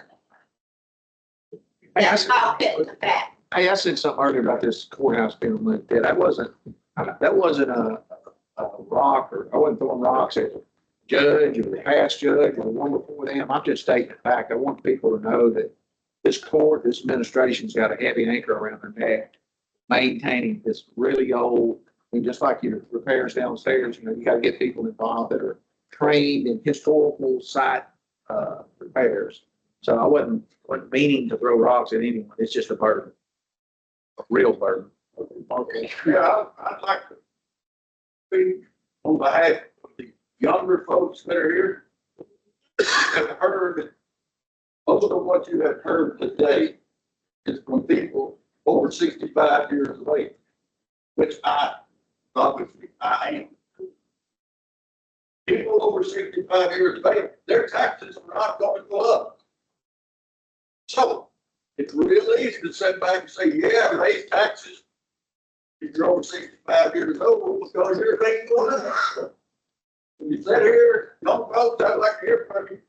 Like I said, why am I worried about it? Because I'm worried about you. I'm worried about me. I live way over the woods up on top of the hill, Lawrence left me. Hey, I don't even need to be here. I can be fishing. But I want to hear from you.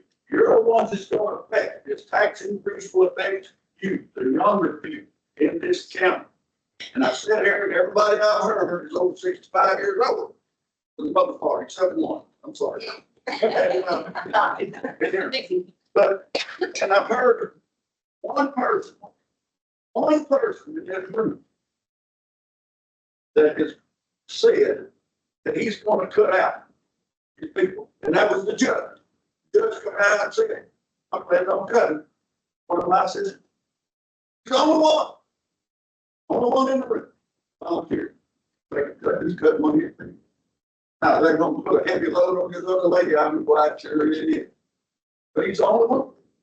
So you're sitting back there listening. People speak, look and see if they're old, like me, old, you know.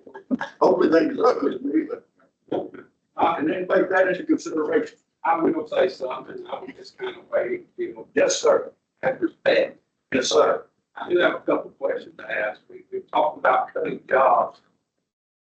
But for the minimum there, we're talking library, we're talking, getting that those employees are part-time, they don't get those benefits that you're talking about. They don't get the health insurance, you're talking about getting to the dollar. He added, if I'm not mistaken, just that the commissioners have their own personal secretary. That comes out, so that does not help. No, that doesn't, anything on the convention budget does not help county. Anything for the county. Yeah. Okay. So in saying that, is that the only job that benefit us, that are not needed, that I believe their job, my wife makes $600 a month for insurance. Do you think they get rich or make very much money? No, they don't get paid that much. And I don't see why they can't help cover the cost of their insurance. I pay my own insurance. They pay their own insurance. And I believe that saves the county a lot of money. And for the library, even with Stephanie, I talked to her, you know, she gives her back, she will even pay $12,000, $300, $500, whatever it is. For her benefit, she's full time. And I just think that we're talking these cuts that are on minimum to appease the people, but really cut no fat out of the problem. You're talking about pennies on the dollar, the people that really need that job. You take a librarian out of there that works and makes less than $14,000 a year, and then you raise their taxes, they don't have a job and higher taxes. Because they're taxpayers. And I'm a taxpayer. And most of the young people in here are taxpayers. And we're okay with paying our share. We're okay with inflation, whatever we want to call it. We know we feel it at the grocery stores, we feel it everywhere. We have a budget to fit. But have we really looked into the system where our money's going? And because really destroying a library that actually does things for our children. What youth programs do we have here to help our kids, the elderly youth? Most of the senior citizens use library. You got the internet, they have things there that provide for them. Kids, the library does programs in the summer for kids. They don't support that out of that raise the money to help our children do that. So I just think there's other solutions here that we can look across the board instead of attacking things that don't affect you. The library don't affect your budget, it affects the county's budget, but it don't affect you personally as a job in the county. But I think it's important for this county to have a library. And I just think there's other ways that we can save money that would help save costs of this. And if we get to the bottom of it, there's just no way we got to raise taxes. I think, Brother Benson there for saying, what he said today and trying to do right the way that he could do right.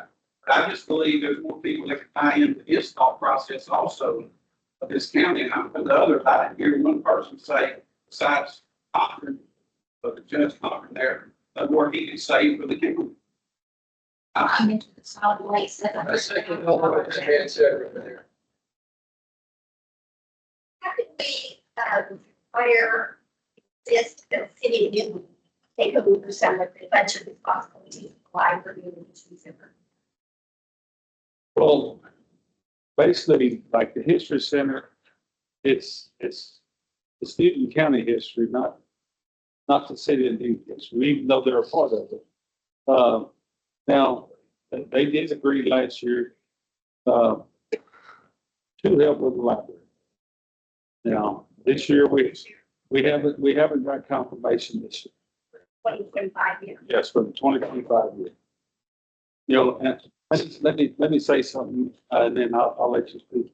But, I don't know where Mr. Norton went, but as far as young people, I'm not young, but I got 5 or 6 more years before I hit that point, so I'll be paying it too. So, you know, anything we vote in, I'll be paying it myself.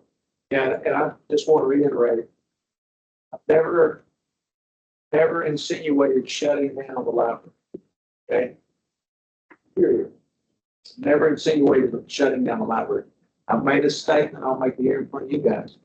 I think 2 full-time people in the library, 2 part-time people in the library. It's a gross overstaffing issue that needs to be addressed. I think we can run that library with less people. I stand by that statement. Didn't say shut it down. Just said, look at it. You say, there's other ways to leave it. I promise you, I've said those too. You're not gonna cut $600,000 out of budget by cutting. Okay. Well, let that, Let him speak, and then I'll let Ms. Martin. Go ahead, and then I'll let Ms. Martin speak. I understand you got a county, but these commissioners all get a percentage of that. And what that percentage is said in, it can't be changed, what I've been hearing, It's set by state law. okay? But you shouldn't change that budget where that drop down helps everybody. So it'd be less money to them, but the other county It's set by state law. We can't change it. can't change the budget. But you said it. You You know, vote on that budget, did y'all set that budget? We said all that. we're talking about total tax levy. Not You know, we cannot change the percentage that goes to the commission. We cannot change by law, we cannot change. It's their fault. So then we cannot. It's, if the commission, Less than 85, 15% split on Newton County. Now, the lateral road portion that you see on your tax statement, all of that ends up going to the commissioners. But the Newton County, it's an 85% for the general fund and 15% for the commission. That's split 4 ways. and just to put that into perspective, I understand, I'm just seeking a solution. right? Because the way it's saying right now, all the commissioners, they just have to do this, because hey, I can't touch my stuff. Now, The doctor, he touches his stuff, I can't touch my stuff, my law. That could be changed, then it would change everything. Then it would go back and everyone would be affected, not just this librarian and this one here, but everybody. That's fair. You're gonna do something, be fair to everybody. well, that argument that you're having, you need to have at the state level with the legislature. We're not capable of undoing state I laws. understand that, what I'm saying. Yeah, are taking that burden. Oh, no, there's a burden You're here. asking someone, no, you're not, what you're getting, you're not. Oh, you talking about income? So like I said earlier, He's taking his, he's eliminating one job and whatever else he can do on his part. See, y'all don't have. And me, if I be on the state level, I don't care. That's not right. Not right to take this, not spread it out. I'll be state level, it's not right. Ms. Martin? legislate. I've got a question. Some of y'all are new. Been here for a while. It all's coming down to a little things in the budget. That's not gonna help you all. right, If y'all did a study, say 5 years ago, how many employees in the county have? Purchase how many employees this county got right now. And that will take show you. I mean, it's been added. They might be needed. I don't know, but you're not there. I think you need to do some searching back and where you are right now.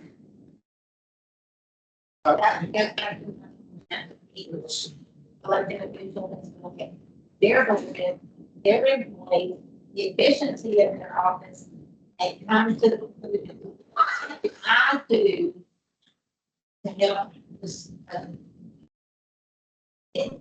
don't know. I'll support a sacrifice versus sitting and seeing that. Yes, That's what it should be. yes, yes. Thank you, everybody. Thank you. I think we should look at this in a different perspective altogether. I think that versus singularizing one area here and there, we should maybe look at it as an overall across the board. But we can make little cuts here and there to try to equate a slush that will make up for this versus actually targeting certain areas. Like, I'm sure there are ways we could cut in each department all the way around to some extent. And of course, that's argumentative, but, what is the magic here for that? Who's to say?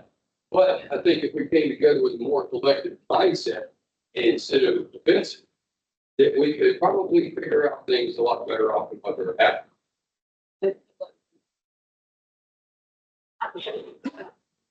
Go ahead, Mr. My name is Stephanie. I'm the current director of the Newton County Library. Why is it? Excuse me. Thanks. Yeah. Y'all please. I sat over here and I listened and I listened. And I really tried to listen to what you had to say and anything I heard. But what I will say is I feel that the biggest part of your statement is coming from a perspective of ignorance. I'm not calling you stupid as a person, but I'm saying what you don't know, and the person of the library were making comments in statement and proposing cuts that you know nothing about. One time in the whole time you've been here, we have one. And you sat down with me and asked me, what is your purpose? Who do you reach? What are your numbers? Well, you really don't have to, because every single month in Commissioner's Court, I submit documentation. And in your interview just the other day, they asked you what kind of revenue does the library bring in? And you flippantly said, I don't know, they may bring in a couple times. I think I said it's insignificant in the scheme of the gross amount of staffing costs. That's not what I heard. However, that is not what our purpose is in that library. We are not a revenue-based entity. Never have been, never should be. So you continue to base the relevance of your opinion on how much money that we might be bringing, how much we're taking out with people and the services versus what we bring in. That is how that comes across to me. That might not be your intent, but it is to a lot of people that have heard your exact words. And so in defense of that, I have 2 full-time employees, 2 part-time employees in the Newton Library and 1 part-time in Deweyville. Let's talk about Deweyville. Deweyville flooded in 16. That's exactly when I came in. 2 years in the making of rebuilding that library. How many people came to the open house? Half people. How often have you been in there? One time in January, you stated on a Facebook post, your library is not in any way in jeopardy of closing down. However, I've been told firsthand that that is a claim for me. At this point, I became honestly, Dana and I. But at the time of that, I essentially became the problem child, because I had a voice and I had spies. So for those of you that are in Tweedville, I fought for that library. I did. Again and again and again. Even to the point where I refused to give it up 2 years ago when we had $40,000 cut. And some of you, $40,000 is not a lot of money, but to our budget, we cut. And I was determined not to cut that library, so I had 1 person there for 8 hours a week. Other people have kind of spoken. I submit numbers every month. I know that they're not coming in there. I don't know why, it could be location. So in my opinion, do I feel like that is a relevant thing to keep open? I know that those that do visit it appreciate it. I don't think you totally understand what each person in our job does. I'm management, I have an assistant director who's been there for 18 years. Each person has a different job and a different responsibility, none any less than anybody else, and we're cross-trained to do it all. So to come after my department and say that we're non-essential people in the county, to me, when I hear non-essential, I've been told that when there's a natural disaster and you are non-essential personnel, I know you cannot stay in the county, therefore you're gone. I get that, but don't say you're non-essential in this community. Follow back to the time and the reason that this library was put there to begin with. 2 school teachers, which I'm a former educator, so I'm very strong about it. Saw the need in this community that we keep saying again and again is rural poor. They saw that need, that they needed this in their community. And you've done nothing except in the last week, essentially shut it down and say that the programs, I'm not saying you said shut it down. I'm saying what you proposed was to knock all the employees out, make it a part-time position, be open 3 days a week, and maybe every now and then, every 10 days or so, wander over to Deweyville and see what they got. That is not efficient. That is not fair to the people. It might not be important to you, but you are that one person in my world that's not saying that. So, I would just say that my mother was instrumental in setting up the library when it was next to the old courthouse. She was, very much so. So the idea that I would shut down the Deweyville Library is unfounded. I'm the one that put the sign up next to Highway 87, if you recall, that you said it sat in your library for 2 years that no one would put up. I put that sign up for you, and I got on Facebook and made a post about the library. I'm not in favor of shutting the library down. No one is going to put that on me. You all can sit around and say, Bubba wants to shut the library down, the History Center. You say that till the cows come home. I've never said that. I've argued emphatically against that. I have said that we can reduce the hours of operation. I have said that, and I believe that, and I stand on it. And when you need to talk about essential and non-essential, the facts are the facts. Melissa Burks' office is essential. KK's office is essential. Commissioner's office, they're essential. The judge's office are essential. So is the sheriff's department and others. Those services that you provide to the community that are beneficial does not make them essential. There is a vast difference. They're a benefit, they're a value-added service, but that does not make them essential. That's why when there is a natural disaster, just like in chemical plants or anything else, non-essential people go home. Essential people stay. I'm sorry, that's the reality of it. If it hurts people's feelings, I apologize for that. I'm not trying to be cruel or indifferent. That's the way I feel. And I've said it all I can say it. So from now on, I won't. I'm just going to vote my conscience and what I think is right. So that's the end of it. Well, how long has the county had a library? I know back in the 70s, I was in elementary school, kind of dating myself here, but my sister will work at the library here in Newton, and it's where Margie Herring's office is now. And I can remember the library being there, but this was back in the 70s. I know we're there in 1970. But on display up there with the library, it smelled musty in the van. And I don't know if the lady was paid to have the library or not, but I took my 4-year-old son, and I've got his picture through the window, and she's written stories to him. Yeah, I know. I just She's been there. When my sister went to college to be a nurse, she worked at the library. So and I was small. I can remember going in, and I remember the musty smell. And it was somewhere over there where Margie. But the books were there, and children were there, and people were there. Yes. I might like to add that the library has been accredited for over 32 years. That is a big deal. That falls along the same lines as how the Historical Commission does their. There's a lot of papers, a lot of documentation, a lot of programs. a lot goes into that. And I will tell you, it's been reported every single year. It's not so that you can say, good job, because I saw it, ever expecting that, but I hear it every single day from the people that do come in, that use our services, every single day. Every single day. So to not hear it from certain people, I'm upset. But I do appreciate Ms. Reed's kind words. And it's one and don't think that we don't appreciate it. We appreciate everybody that comes through our doors. We'd like to continue to be able to do that. I might also add that if we are forced to go less than 30 hours a week, we totally lose that accreditation through the Texas State Archives Commission. That also stops grants. That stops library loan programs.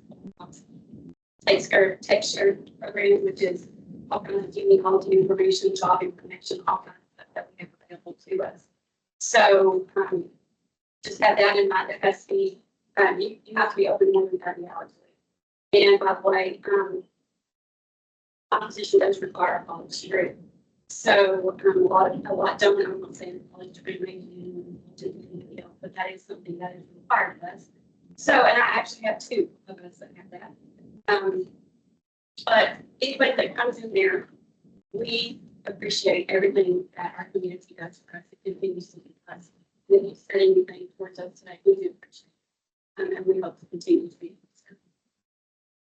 Judge, we've talked a lot here today, and I don't want to cut anybody off that's got anything to say. But I guess at the end of the day, yourself, Commissioner Benson, Commissioner White, have all voted for a tax increase of $500,000. And with the budget that you proposed, the cuts you said here today, that's acceptable, right? I mean, you're going to be all right with the tax increase that you guys voted for last week. We'll have a balanced budget with a little bit of spread. Okay. So, I'm not supportive of that. I wasn't when we voted last week, and I've stated all the reasons why. And to continue this today is, unless somebody's just got something burning they want to say, we'll just start to repeat ourselves. I know I am. And I think, Tuesday, we just come in here, we vote the way our hearts and our heads tell us to vote. And then when we get through with that, we agree to continue the good work we've done, working together. And that's just where I'm at. I mean, it's 12:15 and One thing. okay. So, information of today's events. Okay, I've been listening to everything and I hear it. Literacy is dying in America, basically. If we don't keep up with the times and keep our old ways of keeping things, instead of everything being computerized, books are gone. Well, they did that in Nazi Germany. They've done that all throughout history. Get rid of the books, burn the books, burn the knowledge, burn the history. To get rid of that, then we have nothing. Then down the road, we don't have anything. Everything is false right now. It's all computer database. You don't have any hardback book. And folks like running a library, operations like that, they're serving a resource to the community. Be it as to whether most people use it or not, nonetheless, it is still serving a resource to the community. That's important, in my opinion. As a citizen, that's important. Because if we don't try to at least keep people educated or give them an opportunity to become educated or to read, that's part of what's wrong with our nation right now. And, so I'm in favor of the library being even open as it is. Consequently, as you just said, if you do cut back their time, if you do cut back them, then they will have to. So it would be a roundabout way of the method. So that should be also taken into consideration. So that's all I'm. Anybody have anything else they want to add? I'd like to say, I've sit here and listen, really appreciate the citizens, appreciate everyone here. And I thank God that preacher kind of set the tone for today, because I was expecting something a little different. But I am very proud and appreciative of everyone trying to hear it out. And I know for a fact that, a lot of times, communication is the answer. Well, a lot of times we just hear the tail end of something and don't understand how we got there. And, yes, a lot of these things are dictated by the state.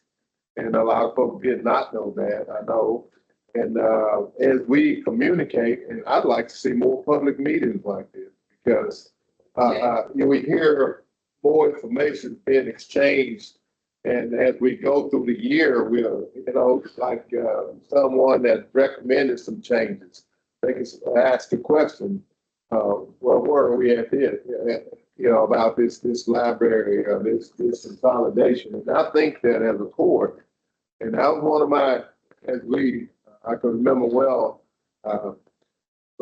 Commissioner Powell here he was definitely set opposed to what we agreed to. And I told him before he left that day, I appreciate you, because that's what democracy is all about. You gotta weigh the pros and the cons. You gotta have someone that checks and balances. And that's how you get to a good place. And, we start for a long time in court, we say, well, that's what we've been doing for 30 years. That don't necessarily mean it's good. And so we got to where we starting to ask questions, and just like on this health insurance, we went out and got some more providers and try and weigh that against what Texas was doing. Quite naturally, if you're in the big group with 254 counties, you would think the more you can get cheaper rates and that kind of thing. But there are benefits with that relationship with them that we've seen be proven down for years. Needs to be backed by the Texas Commission, Association of Commissions. It's always a good thing to have backing. And but the deal is that we have went through this for the last 4 or 5 years. And Mr. Kelly, I hate he's gone because I was going to let him know that I heard every word he said, and he's right. We can't just go through the tough time and think everything gonna line itself out. There got to be some follow up. So my pledge to our court is that we at least every quarter have a meeting, a consolidation meeting, so that we can have something different this time next year. I mean, we need to look at all our buildings. We need to talk to our department heads one-on-one and talk about, is there any kind of technology we can put in place that would be able to consolidate some jobs and that kind of thing. Because as we know, that's the biggest issue is we have, employees' salaries is really causing us to really do some things that are out the ordinary. And no, I hate the words laying people off and taking their jobs and that kind of thing, especially in the small community like we have. So if we've got to either do that or we've got a consolidation. Some of these buildings, I know the judge and I talked about, like the old hospital, that's, in my opinion, that's a sore spot because as we get newer buildings and these come on, having more offices out there at the prison and that kind of thing, that we ought to be able to get rid of some of these standalone buildings where we're paying light bills and stuff, water bills and stuff on there. But I really hope and pray that I think that we do have a good court. People's hearts are in the right place, and we pray we get in the very court. We ask the Lord to help us make good decisions for our citizens. And I don't think none of us are faking. We really want to do the right thing that are going to benefit you guys. Well, we're included. Tax thing, I'm going to pay higher taxes too. And but I know that a lot of people are not as fortunate as some of us are that has, retirement checks and that kind of thing, But we do try and look out for citizens, and I hate it. I'm I voted that way because I had no other choice in my opinion. Because I just hate to see us keep trying to, get blood out of a turnip when we know it's not there. We've had several meetings, like I said earlier, we've had several meetings. We've looked at some people and square in the eyes and that's simply they can do without a person. They can cut back and all that kind of thing. And we all know what it takes to operate our business. We will be following up. Promise you this won't be the last time, but I would bring this to our court's attention. That we need to look at trying to be in a better place next year. That's my plan for you all. One thing, Mr. Martin said was that, no one had agreed to do more or pay less. Mr. Greer, or Judge Greer, JP, rest in peace, Mr. Greer. Whatever you like, Greer, has agreed that his assistant would cover 2 JP officers, so he did step up in that area. That has to be, I just wanted to mention that here before we left. All right, before we close out, I'd like to just invite anybody that has a question about the budget. Come to my office and I will show you, what we're basing the budget off of. We have 2025 proposed budget. We have 2024 adopted budget. And then we have year-to-date what we've spent in each line item. And then we have 2023. So the budget is based off of, what we're spending in 2024, and we're trying to cut that. The increases that have come. So I invite anybody that wants to come look at the budget, come to my office and I'll sit there and go over with it. Line item by line item, or to show you just how much, just what is mandated by the state, what we have to pay. And so I just invite anybody to come look at it. So, and with that, I'm gonna say, keep this adjourned. I'm hungry.